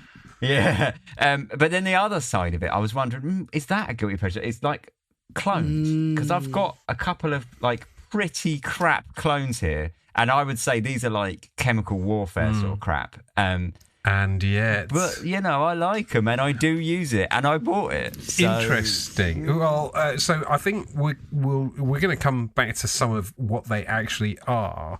But I'm sort of interested in what guilty pleasure means to you guys. Fliss, what's it mean for you? Is it just perfumes that you know are shit, but somehow you love? I really struggled with guilty pleasures because, I guess in some respects my whole collection is a guilty pleasure. Bingo. Because I look at it and I just think, if I sold all of that, the family could have a holiday, or more. Yep. And I squirrel it away and, I don't talk about it and I don't, I was, me coming out with my spreadsheet and showing everybody how much I actually had was a big thing. I know we had that conversation about people saying, that some people display everything and you can see how much they've got and they're proud of it. And I'm the opposite. I keep everything in a very dark drawer. No one's allowed to look at it. And when I do take it out, it's in little 10ml decants, so it looks like I don't have very much. Yeah, well, I get that entirely. And I think you're right. The whole collection is a guilty pleasure. I was thinking about it, and I can't think of that many perfumes I've got that I would say I love that I know are shit kind of thing. But I did sort of focus on the behavioural stuff. I'm interested, James, as well. How did you interpret the question? Well, I think to me, it's kind of me in a furry suit, Jenny pegging me with a strap on. Oh my god! Oh my god! Oh my god! Oh, we meant perfume. Oh shit! I've prepared a whole other set of notes. James, don't do that to me. James, I swear to God, I nearly choked on my drink. Don't do that to me again. Right, okay. Sorry, right. Do you want to know a story about pegging? Yeah, of course we do. Oh, where's this going? I went on a first date once. I went. It's clean. It's relatively clean. I went on a first date once. If it's about pegging, it's not clean, Ben. It's not. But go ahead. Well, so I went on a first date once, and it was with this. It was online dating, and it turns out this girl was quite. She was like a dominatrix, fetish model, camera operator. Okay. She was the nice word for it, camera operator online, and so we were quite open about stuff like that straight off the bat and that. And in the middle of this pub, quite quiet pub, cosy pub, I said, just as he rang the bell for last orders and everyone shut up, yeah, I wouldn't mind being pegged sometime. And the whole pub was quiet, and I just sort of blurted that out to the entire room in this quite quiet, mature warm environment that everyone. Yeah, but you're in Brighton. Anything goes in Brighton, surely.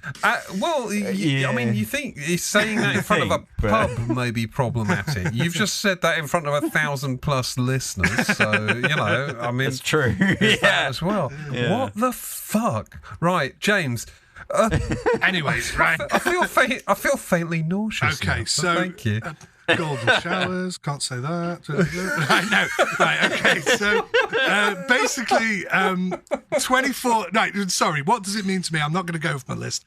Right, what did it mean to me? So really, it was stuff that I have no business really liking. And I think it's interesting that everybody's got different interpretations. Yes, I think Fliss has probably got the most sort of poignant because everybody feels that sort of guilt of like showing people, or like you say, could take your family on holiday with the amount of money. So it's the guilt of like, this is very indulgent, it's self-indulgent kind of thing. I understand all that, and that's brilliant. I'm glad it's provoked that conversation. But to me, it's just naff stuff that I kind of think that I like and I kind of defend liking. And it's almost that attitude of like, well, why do you hate this and you slag this off, and yet you like this absolute trash? And it's kind of like, it's my own personal like standards. And again, I have probably good justification that I can go, right, I'll sit down and I'll tell you exactly why I like it. And in some instances, I can't, right? I can't tell you. There's certain things on the list of things that I'll probably talk about that I just can't give you an answer. Just that I think it's almost that contrarian thing in me that I want to be like, no, actually, it's not that bad. And people don't expect that from me necessarily. No. All right, that sounds quite interesting. I think what I'd like... So I've obviously interpreted it ever so slightly differently. And I sort of thought more about my behaviours, which give me a sense of guilt. And there's things that I do that I know are wrong, and which essentially guilty pleasure, right? Is a thing that you know is sort of wrong, but you do it anyway. So I'm just going to reel off a few of mine before we get stuck into actual perfumes, because I think the perfumes will probably be the more interesting discussion. But here's a few, right? Guilty pleasure number 1, Henri Jacques. Okay, I know that this is bullshit. I know that I know it's not worth £700 a bottle, but you put £700 a bottle in front of me, and I'm going to go, oh yeah, I want that. I don't know why, right? I I'm not fucking so sort of stupid as to pretend that I think it's quote unquote worth it. Mm-hmm. And I don't think it's quite as basic as just, well, you just want it because it's expensive. But there is something that sort of, I don't know, about the whole Henri Jacques stuff that just makes me go very like, yeah, I want more of those. Yeah, there is. It's exactly. very, very classy, and from what I understand, their customer service is very nice. If you go to Harrods, they're just delightful. Amazing. But the idea of spending, I mean, they have these amazing crystal sort of flacons, and you pay for 50 ml of perfume oil, you pay £6,000. I mean, it's an absurdity. There's no justification for that at all. It's purely insanity, and yet, I find myself going, well, maybe, if I fucking... if I don't take the family on holiday this year or next year, sell the car. Exactly.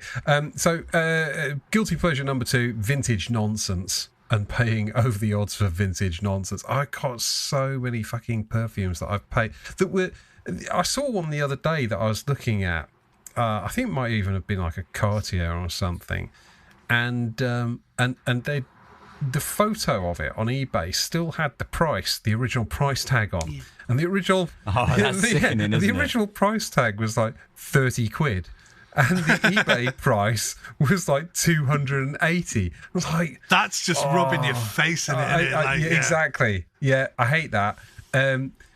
Guilty pleasure number 3, buying for the bottle. I will admit that I have bought perfumes purely on the aesthetic of the bottle. Yeah. Right? Just because I think, I've got to have one of them. They look fucking great. And I think this, all of this sort of is somewhere below my worst guilty pleasure, all right, which I can't really explain, but it's blind buying, right? As soon as I've tried, all the time. I do it constantly. As soon as I've tried a perfume, I know that I don't need a bottle of it, right? I just, once you've tried it, well, what do you need a bottle for? But if you buy a bottle without having tried it, there's just that little possibility that it might be the greatest thing ever. Well, the reward is so good, isn't it, from a blind buy? Like, it's the ultimate gamble. That's a gambler's attitude, isn't it? Where it's like, Absolutely. If it pays off, it's fucking fantastic. And that will always be the kind of allure of the blind buy. And I know, and I know the behaviour is illogical, right? It's a bad. All of these that I've described are basically illogical, non-economically rational, silly behaviours, and yet I do them because I get a little frisson of excitement from all of them. Those are my guilty pleasures. Well, I think just it's reminded me of something that I didn't even think about. But part of my thing is that I obviously, still buy like retail stuff, and I know that's not like very popular, but I like the experience of going in. So I may go, I want Le Leon, right? I've tried Le Leon. I've tried several samples of it. I love Le Leon. You know where you stand with Chanel. Or I could go and get like 10 Hermeses that I wanted. Or I could go and get Surefire stuff. But I've tried them. That's not as exciting. I'll go out and go, right, get Le Leon, get Le Leon, get Le Leon. And I'll come home with some fucking random niche brand, some new thing that I just tried when I was in the shop and went, oh yeah, this is much more exciting because I've tried it now and I love it now. And then I'll get it home and be like, I don't even fucking really like this very much. What a waste of like 150 quid or whatever it was. You know what I mean? So, but that's more exciting at the time than the surefire, oh, you know what you're going to get. Because you get home and go, yeah, I know I like that because I'd already tried the sample. So I'm guilty of that, definitely. The other thing about Le Leon is there's no challenge in buying Le Leon. Right, I can just walk down to Selfridges and buy a bottle of Le Leon and walk out again. That's easy. I can't buy a bottle of Balenciaga Pour Homme that way. True. I can't buy a discontinued Derby. I can't buy some random niche brand from like fucking, I don't know, Italy or Poland or something that only 3 people have ever tried. I can't do that. So I almost don't buy things.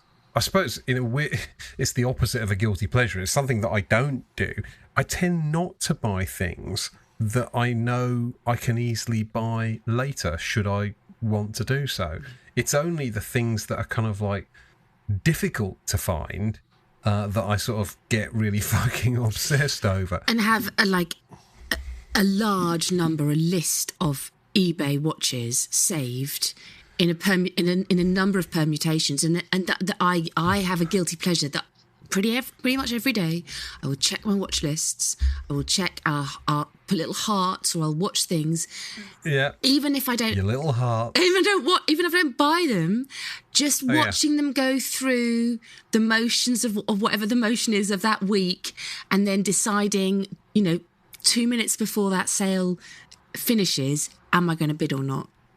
There is that feeling of... I completely get that. It's the chase. It's the chase of something that you possibly... I think so. Yeah. I think that's exactly right. It's the chase is what gives you the sort of the little thrill. Because and Josh, everyone knows Josh, but Josh sort of took the piss out of me once and said something like, well, all you'll do is you'll get it and you'll go, I've got it, stick it on your shelf and never think about it again. And he's broadly right. I mean, that is what happens with most of them. But just on the subject of eBay searches, so I got to the point where I had about 250 like different eBay searches, and every day I'd get like half a dozen things like pop up, and I'm just going absolutely crazy. Like, oh no, prioritize, which one can I buy, which one do I have to leave? And I thought, you know what? I'm going to just delete like 95% of my eBay search. So I've now got like 7 eBay searches or something. Almost nothing comes up, and I live a much more zen sort of life. On at least the eBay part of my life is much more zen than it was. There's a lot to be said for not having too many searches. Anyway, okay, let's talk about actual guilty pleasure perfumes, because I'm interested on this one. I couldn't really think of too many in my collection, other than at various points I've had quite a few different Aventus clones, and You've Aventus had style Aventus clones? Yeah, I've had all sorts of and you sort of convince yourself that they're not all clones, like the Loewe Essentia Parfum. It's different, you know. It's like a fresher Aventus, man. It's like it's just a fucking Aventus clone masquerading in a slightly posh bottle. Was some of that just to see, though, for like just so you could be part of the conversation about Aventus clones and see if there's one that's like, because it's an expensive perfume and it's a well and truly clone to fuck thing. You can find loads of those that you can find out there, and like say to have a conversation on your Instagram or whatever. I mean, like things like that Mont Blanc one. That's really accessible. Everybody can go out and get that. A lot of people go, oh yeah, it's a fresher, exactly like you're saying, and it is a slightly different vibe. But that's one that like you could buy that and it not break the bank. It's not such a big deal, and you could just acquire it and have it as part of your collection and go, yeah, it's quite a nice sort of fresher take on that vibe. I can't really explain the behaviour, right? I mean, honestly, at one point I had like Aventus and about 7 or 8 different Aventus style perfumes, including like the Beau de Cire one, which is arguably, I think, more expensive. And I just was like, what the fuck are you doing? I mean, I wear Aventus like once every 3 years. What the fuck do I need 20 different riffs of Aventus for? I ended up selling them all, like literally all. I don't think I have any Aventus clones or anything similar to Aventus other than Aventus any longer. And I still don't wear the fucking thing, so it makes no difference. But from a perfume one, that was the only thing I could come up with, you know. I've got a few cheap and cheerful ones that we've discussed on the show before. So Ben, tell me about your actual guilty pleasure perfumes. Is Eternity one of them? Yeah, I thought it might be. It is, yeah. So Eternity Parfum. But that's, you know, it's a crap perfume, but I don't know, there's a nostalgia thing for me on that one. But I sort of spoke about that one at length. So how about this one, right? This is a perfume that was crap when it came out. It's crap now. The only reason I bought it when it came out is because the sales assistant was like, oh, look, you get a free beach towel with it. And I was like, oh, okay. She goes to the beach I sort a of lot? felt like she was... I didn't know. Well, I mean, I live by the beach, but I don't need a towel for that. True. And to be honest, it was one of them things, like, you know, when they're like really pushy sales stuff and you just sort of buy stuff just to make them go away. It was like that. So it's Hugo Boss XY. Oh, I remember you saying about that one, though. I think it's been discontinued now, but it's still available for like £5 a bottle because it's just shit. Is it? But it's beautiful. It's really simple, and it's like cedar and mint and basil, which is quite unusual, and like this sort of like musky patchouli. And do you know what? It's fucking brilliant, and it smells like it's really glacial and cold smelling. And in the winter, I fucking love it. You know, there are those days where it's like sunny outside, but it's really cold.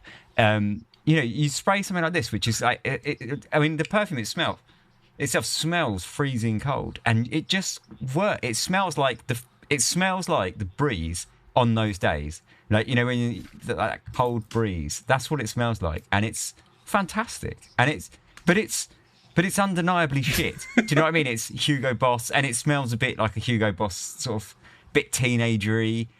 It's kind of basic. It's you can get a 40 ml on eBay for £12. Yeah, I was just looking at that.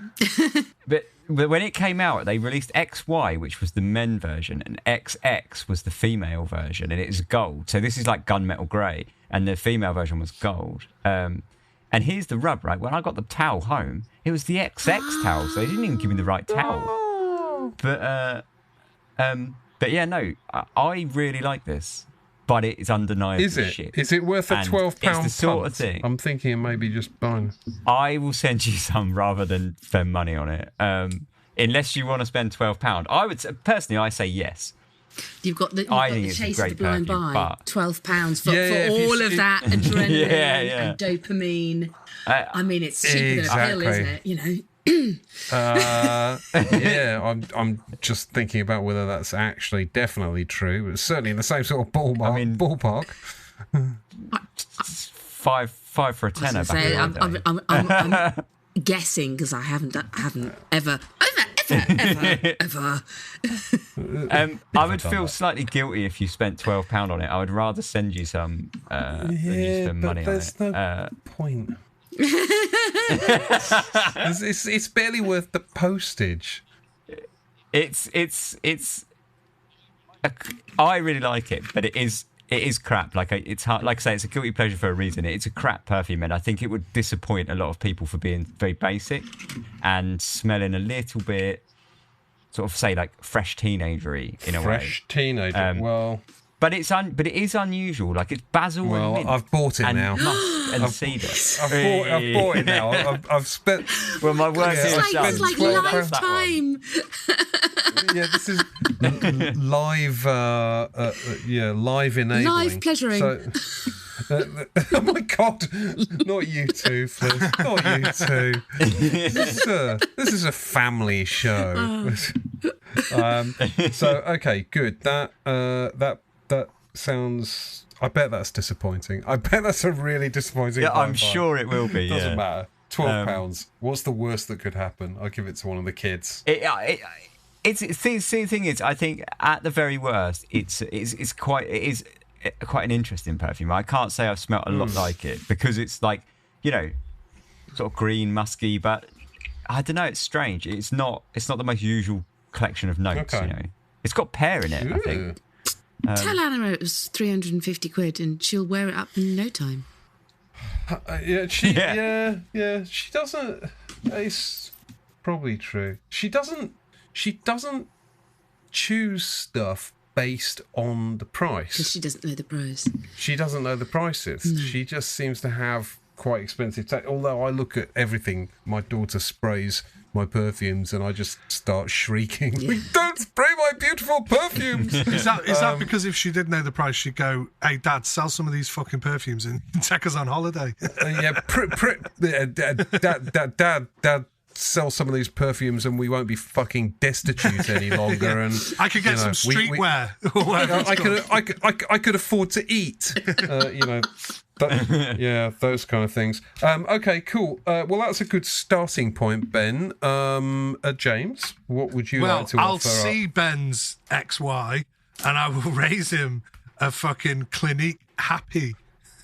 Oh no! I don't know the male version, but that's lovely. It's horrible. It's rubbish, isn't it? But I sort of love something about it. It's like it's orange, but it's like really happy. It's like no orange that you've ever fucking had, is it? Do you know what I mean? But like I when it came out, I just I got a sample of it.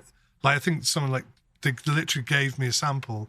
And what I like, this is so stupid, but I like the fact that the Clinique stuff you can only get off the Clinique counter, so it feels a bit special. Do you know what I mean? Exclusive. Yeah, even though it's kind of trashy and it's quite expensive for what it is, that you have to get it from the Clinique counter. But it's a little fresh, cheesy, tinny orange musk perfume. It's not, I when I wear it now, I'm like, what a load of shit. But I have had occasions when I've worn it in the summer and gone, yeah, do you know what? And it's happy. It's the happy vibes, So, so Clinique Happy. I hate it. I can understand that being a guilty pleasure because it's terrible. Okay, good. Fliss, what would you like to volunteer other than everything you own? I was really thinking about this as well.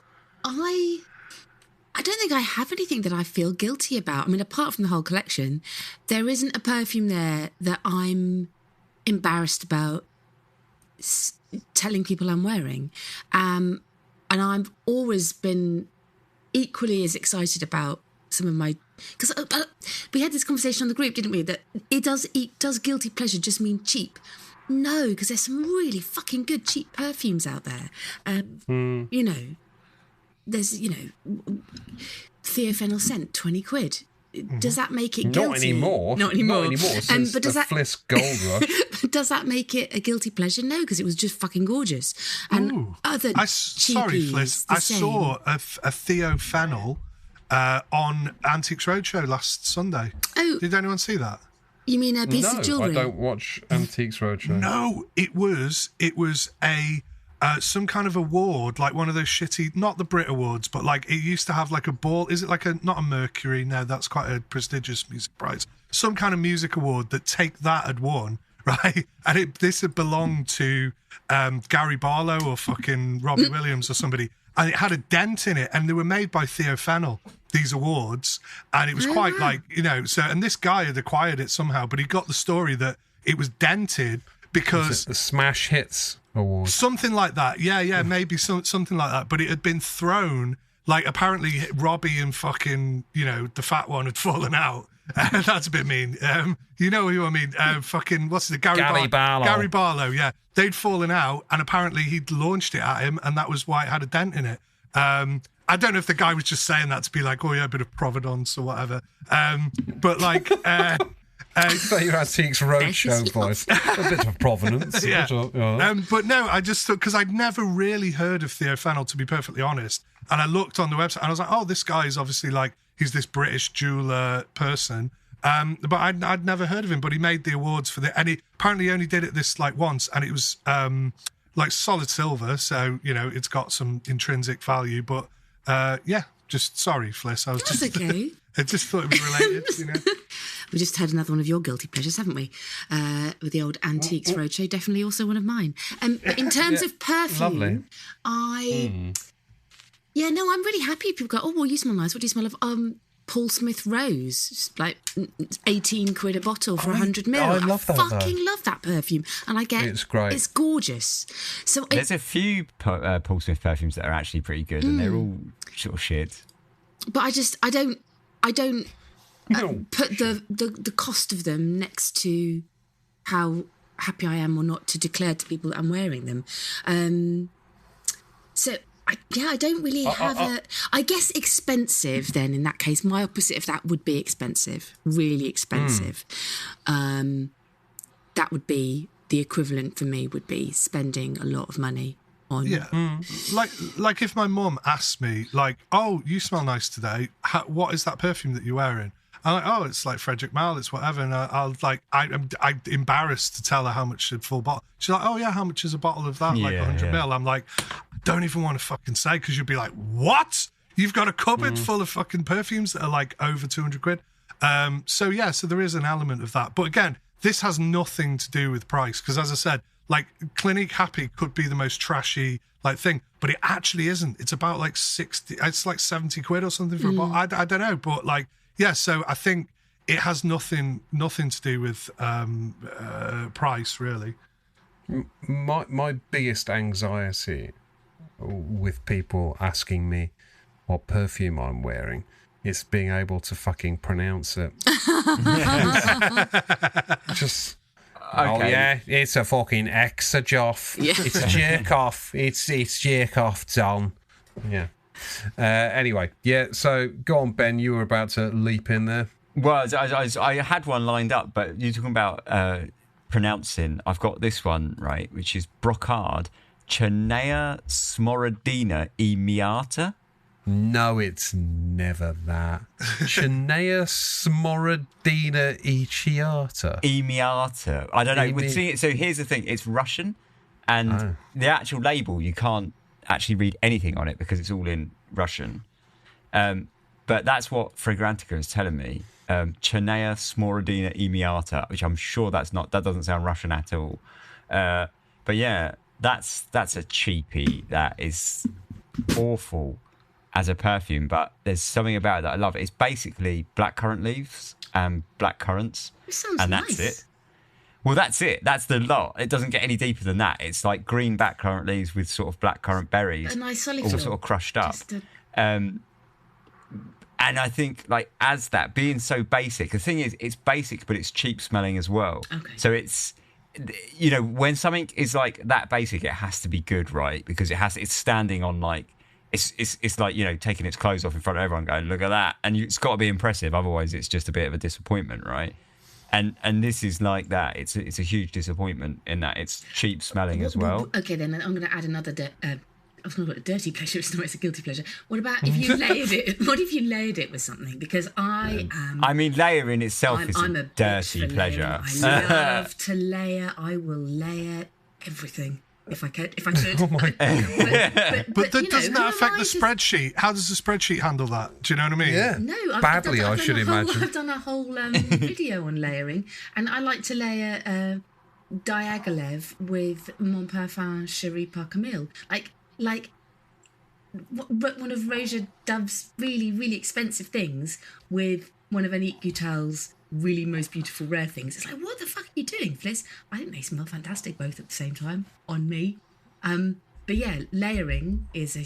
Potentially that could make this something else, yeah. Because say as it is, it's so minimal and to say like being what it is not a great example of that either. It does smell quite natural, like as in it smells quite realistic, sort of like blackcurrant leaves. But it also smells cheap, so. But it just sounds a bit cheap and sort of tacky, and it doesn't last very long, and it's the sort of thing that if someone said to me, "Oh, what you wearing?" I wouldn't really want to tell them. I'd be like, "Oh, I'll just kill myself now, if that's okay."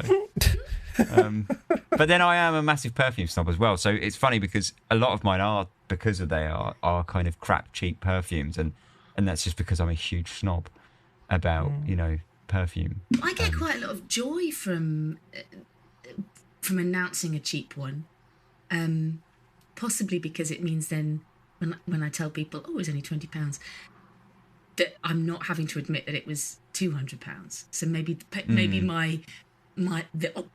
the opposite for me is I get joy from the cheap ones, and I can't wait to tell people how much they didn't cost. So I think there's a difference between like cheap cost though, because my snobbery is not about cost, it's about how cheap it smells. Because all the cheap ones that I've picked up, for off my shelf for the guilty pleasures, they're all cheap in a way that's like, it's not really the cost, it's cheap in the fact they smell cheap. Do you know what I mean? Like so the big one that I was going to say, I'm going to chuck this one out because I think we probably may have all smelt this, and I think this explains my stance on it.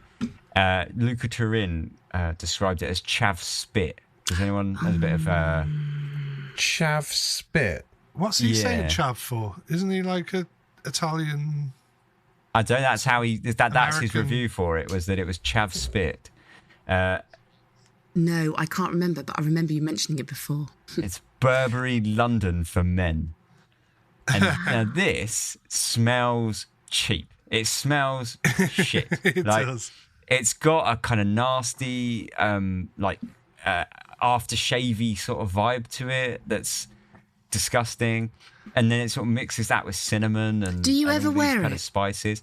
Yeah, I know. I quite like it, but I wouldn't wear it out of doors. I wouldn't wear it outside of my house for a multitude of reasons. The fact that it smells disgraceful is one of them.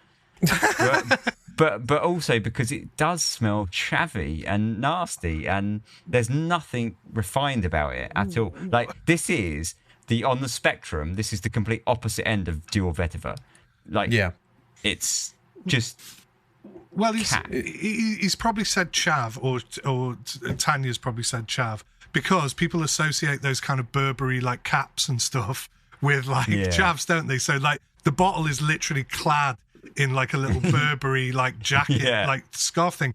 But the thing about that is, I don't know if you recall, I said pretty much word for word what Ben said at Christmas, because I only ever wear it at Christmas because it reminds me of like shitty mulled wine, like Christmas markets. Yeah. But I'll tell you what it does remind me of, right? There was this horrible advert with like, do you remember that? Like, it was for like Hall's Soothers, and it was a woman getting like a neck like kissed in a fucking lift. And it had like that fucking 80s, what's his name? He always used to wear a suit, and he had like women in suits.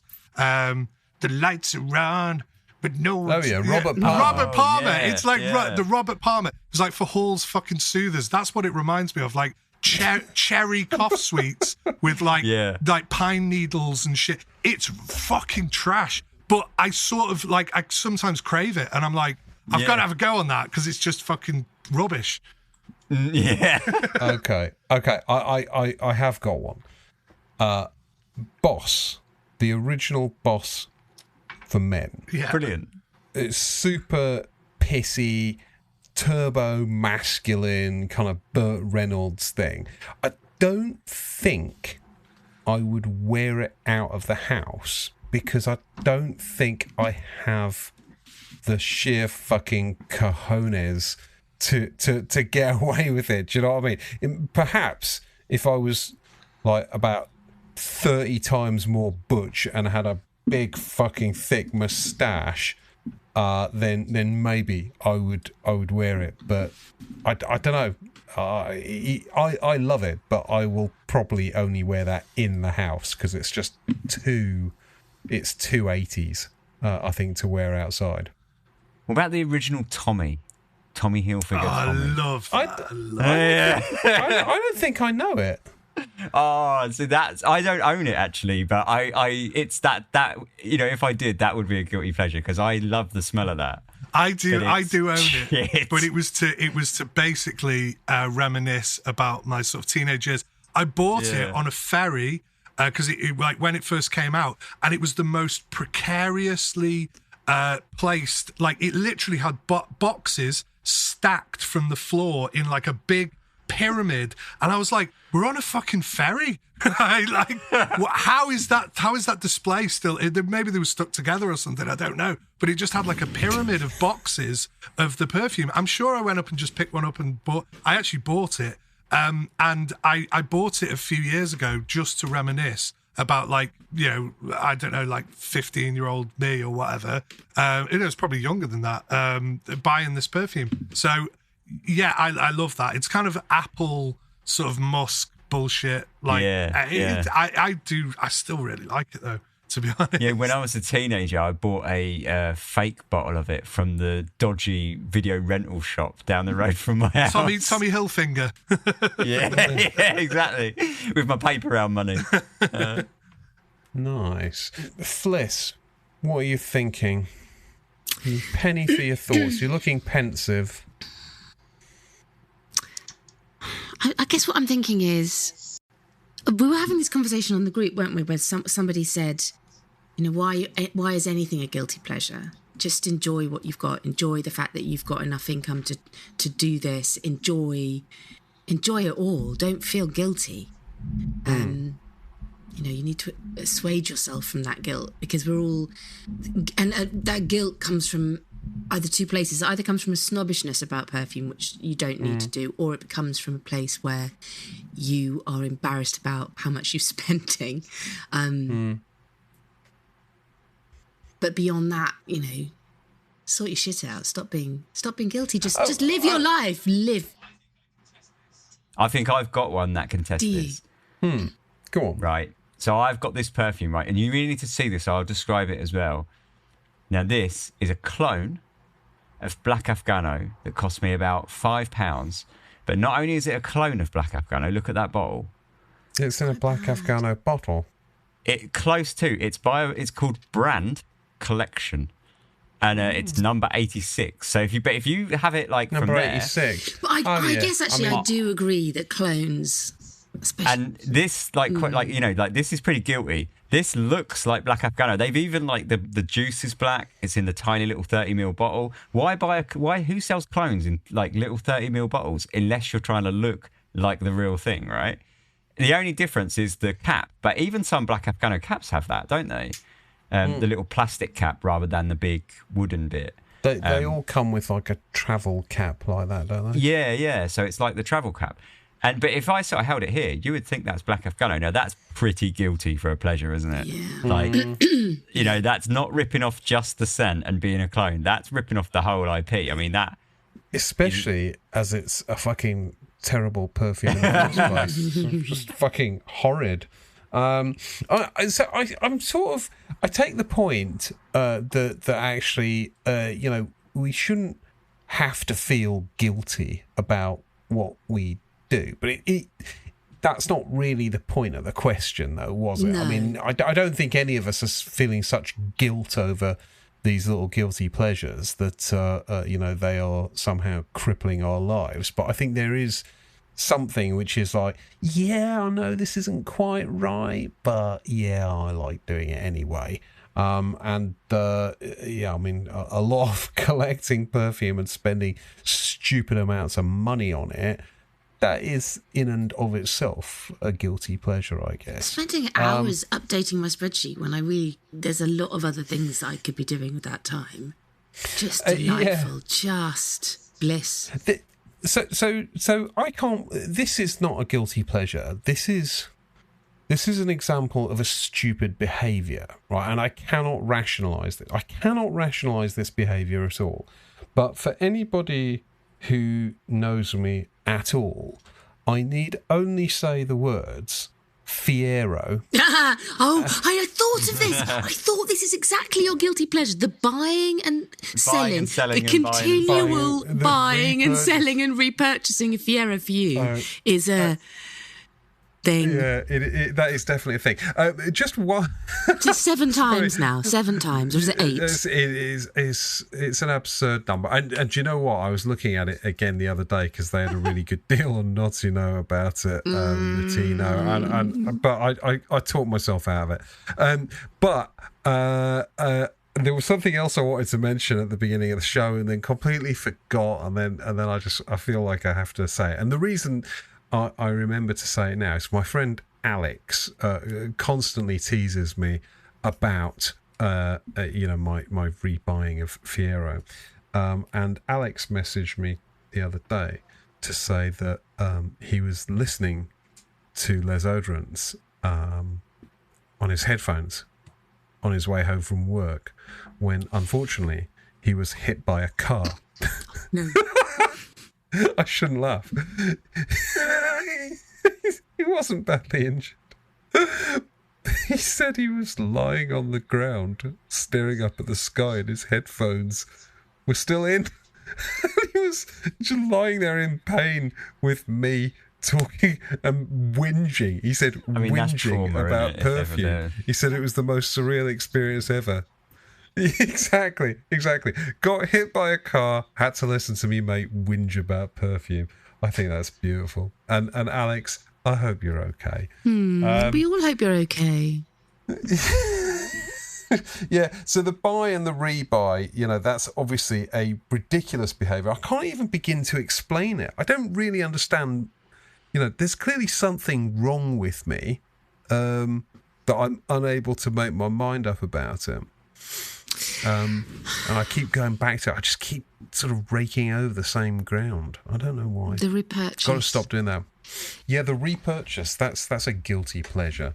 I'm not sure it's even a pleasure. It's just a stupid, irrational behaviour. I mean, what about just the most basic is having to get to the door when the postman knocks because you know what it is, and then having to squirrel it away and open it when no one's looking because you know that it's another perfume. Oh, yeah. And then the explanation of how that perfume has come into the house again, or more perfume has come into the house. Oh, yeah, no, I won this one. I won it. Yeah, no, I was sent this one it was a swap. I sent it for review. I won a prize. I won just the number of but all of those things have to happen, but they add to the build-up of when you actually get to sit down and open it and do the spray. And that's where the pleasure lies. It's the opening and the first spray. See, I live alone, so I don't have to worry about that, right? But ironically, my mum and dad could pop over like once a week for coffee or whatever, right? And I do my mum's hair and all the rest of it. And they know that I buy perfume, and to be honest, they don't really care, whatever. But I don't think they probably think it's a bit bonkers. But obviously, living alone, I don't have to worry about any of that stuff. So I don't have to make up those lies. But the other day, I said to my mum and dad about the Fall into the Sea. Was it? Oh yeah, and I was like, yeah, it's really expensive. Silence the Sea. That's it. And I was like, yeah, it's really expensive. It's amazing. Look at it. And Dan just sent it to me, which was really kind of him. And my mum and dad were just like, oh yeah, for free was it? Yeah, of course it was. And I was like, no, really? Like, I'm not even lying. really, it was free. But smell it. It's fucking disgusting. Did they actually try it? Yeah, they hated it. But do you know what? A friend of mine came over at the weekend and he smelled it and he loved it as well. Oh really? Yeah, I was like, smell that, you're gonna hate it. And I sort of gave it to him with a little knowing wink, and he was just like, it smells great. And I was like, wow. What a fucking weirdo. Yeah, no, that's not good. I mean, interesting. When you get a perfume through the post, do you sort of make quiet time to then sit down and open it and sort of compose yourself? Yes. Okay, so there's a bit of a ritual there, right? Okay, so for me, it comes in the post. I rip the box open, I spray it on my hand, and I put it on the shelf, and that's it. And it's like, I don't know why I did that. I don't know why I bought it. I'm not sure that I'm actually even going to get any pleasure out of this. Certainly I will feel the guilt of sort of having, bought yet another stupid bowl of stupid fucking smelly stuff to sit on my stupid fucking shelf. I used to do exactly that, and do you know how I could combat that? And I feel a lot better these days. I mean, to be honest, I haven't bought a lot. Did you just increase the spending? No, I buy something, and I'm just like the opposite. I make no special time. I just get in from like the door's barely shut, and I'm like, just ripping it open. But then I spray it, and then I put it on my coffee table, and I leave like newly bought perfumes on my coffee table for about a week, so that I can always kind of come back to it and have a little go on it, or just a little sniff and things like that, and just sort of see it. And it just makes it feel a little bit more like a tangible thing rather than just like something that's been lost into the shelf. Yeah, I don't others. I don't keep anything out really, although I've got some stuff out at the moment just for completely different reasons. But it doesn't go into the drawer for at least a week or two, and it stays out before it gets decanted into a handbag decanter or 10ml. I feel like it gives good value as well, because then when anyone comes around for coffee or whatever, like friends or whatever, then they see it on the table and they're like, what's this new perfume? And then they pick it up and they have a conversation around it. Yeah, and we have a little chat about it. So it kind of becomes more than just this weird, guilty, like, I've bought this, I've stashed it away in my my shelves are over there, but they're actually covered with a throw. So of course. They don't just get squirreled away anymore. Like I say, when I buy stuff like Fiore d'Ombra last week, I bought that, and I've left that on my coffee table until tonight, and then I brought it in here to do this. So when people come around for coffee, you go, "Oh, smell this! It's brilliant," and offer them Silence the Sea. Yeah. And and they all then run leave. For yeah. What the fuck? Ben's completely lost it. Yeah, amazing. The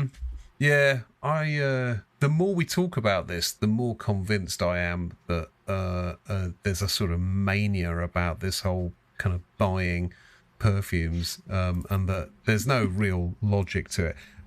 There is a strangeness I've noticed, and I know it's kind of, I guess, verging somewhat on the collection discussion.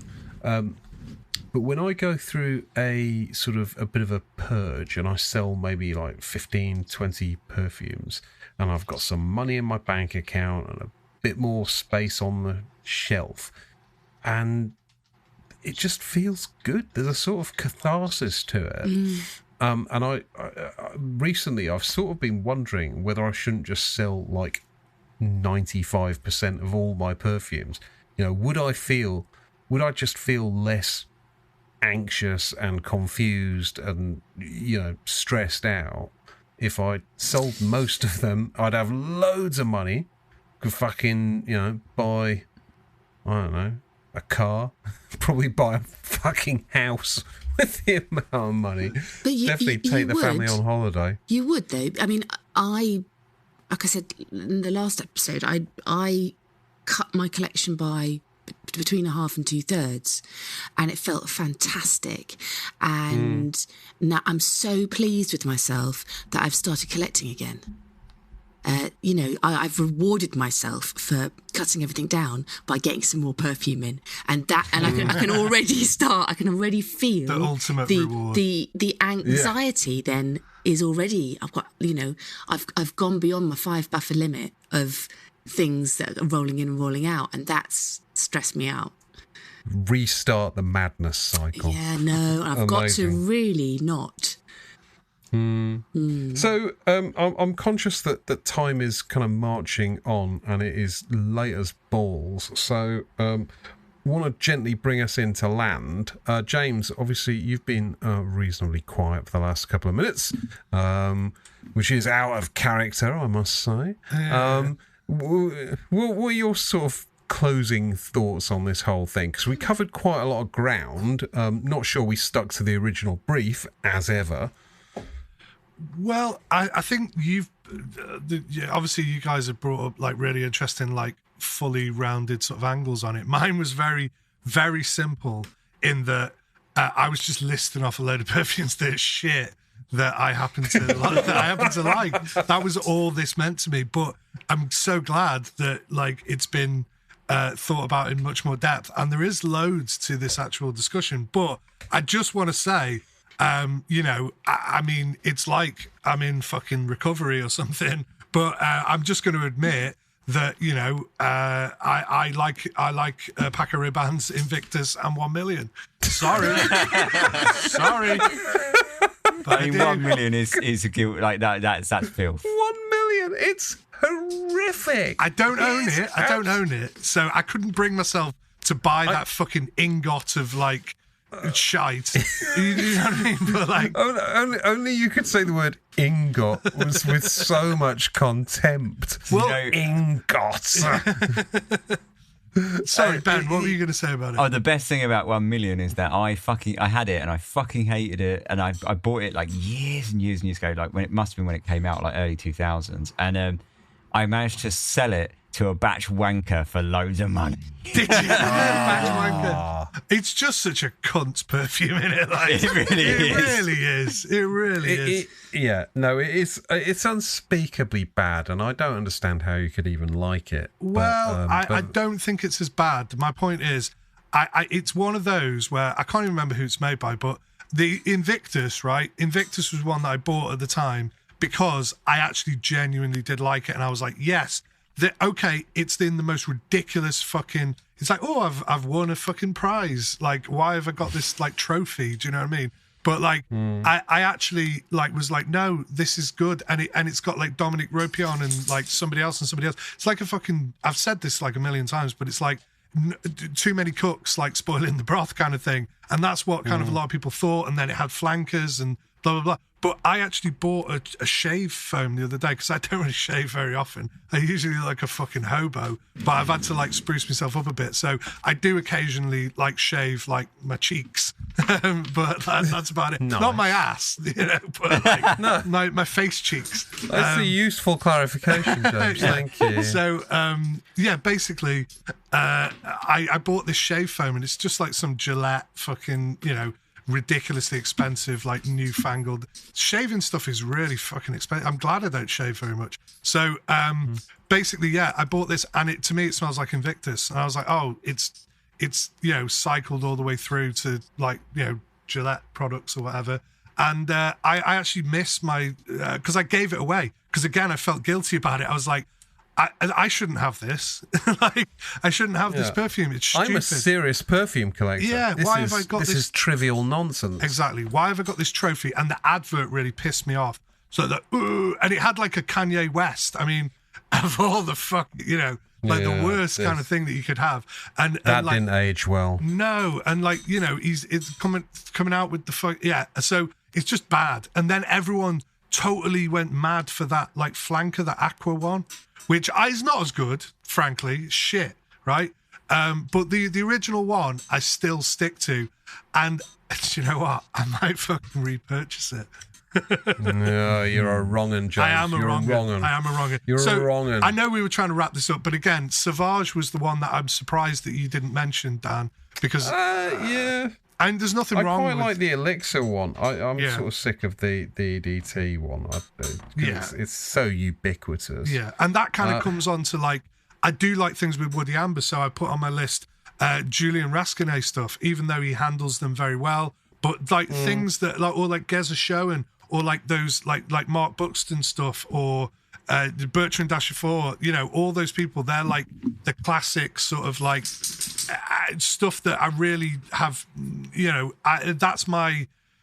that is a guilty pleasure of mine, because I know it's not good. I know there's not like great natural materials in there. I know there's not like great, but I like the craft of taking, and this is part of my whole thing, that I like the craft of taking something that is like not very expensive materials or whatever. And some people have real beef with like, oh, that's an expensive perfume, but it's all just cheap stuff. I think if you can make something better than the sum of its parts, then you've achieved something with a perfume. So yes, there's a lot of trash ones, but there are some good things in there. And some things, like there's a really tongue-in-cheek one, and I want to talk about this at a later date. I think we're going to visit the Zoo perfumes by Christophe Laudemiel.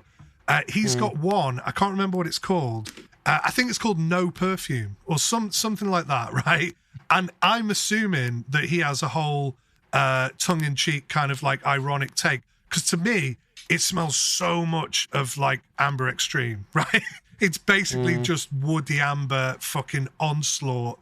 But I kind of like it, and I don't want to. Again, it's the absolute epitome of guilty pleasure. I don't want to like Woody Ambers, but I fucking do like them. I don't know. I don't know what it is.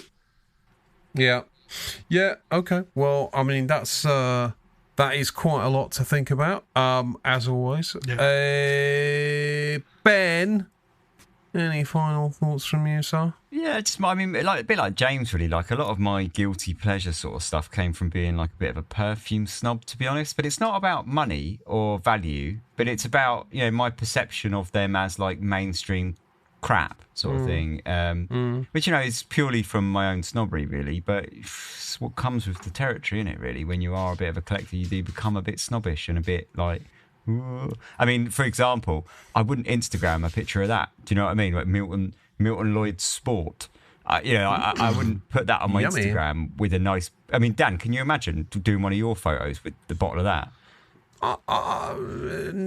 Probably not. No, I mean, but then I don't own it, so. But that's well, I can send it to you, and you can take a photo of it if you put it if you want to. I mean, it's a very kind offer, Ben, but unfortunately, I've moved house. I just love the way, you know what I mean? the Like, way you say Milton Lloyd, like. Yeah. I just that's enough for me. I just listen to Ben saying Milton Lloyd all day on a loop. How does Lloyd? Yeah, it's just Milton Lloyd. Milton Lloyd. It's lovely. Yeah, sorry, I slipped into my southern Milton Lloyd. But yeah, no, it's that's the sort of snobbery that I feel like comes that makes me have guilty pleasures. Like it's not value. It's not that this only costs £2. It's just that it's just fucking shit. Do you know what? like it's just shit. So, I don't know why I want to tell you this story, but I used to work with a guy, just on the subject of accents, and every morning he'd come in. He had the strongest Bolton accent. Oh God! So he'd come, but he had this telephone voice that was completely different, a bit like sort of Hyacinth Bouquet. So he'd come in, and in the morning, right, Dan, how you doing? You see football yesterday? It was brilliant. And then the phone would ring. He said, just hang on a second, hang on. Hello, Dave speaking. Fucking surreal, like flip from Bolton into sort of Hyacinth Bouquet. Anywho, Felicity, Fliss. Ooh, I'm not allowed to call you Felicity, am I? Nobody is. No. Shut it, Bri. Shut it, Brian. Yeah. No, I don't really have anything to say other than other than it's just been really interesting and relatively cathartic to admit what, I think my guilty pleasures are all more behavioural than actual perfumes. But yeah, it's fun to talk about. I don't think there's any perfume that I've got on my shelf that I'd be anxious about someone seeing and going, "Oh, you're not a real perfume collector. You've got a..." Yeah. Because I think probably to some extent, I guess we've all just moved beyond that. The collection is... the collection is the source of guilt, not the fucking individual components. Anyway, right, well, look, let me wrap it up. As always, it's been brilliant. Thank you, Ben, James, and Fliss. As always, I've been Brian, your host. I am not Brian. It's Dan, motherfuckers. And Dan will be back along with Ben, James, and Fliss in 2 weeks on the next episode of Les Oderants. Catch you next time. Bye. Bye.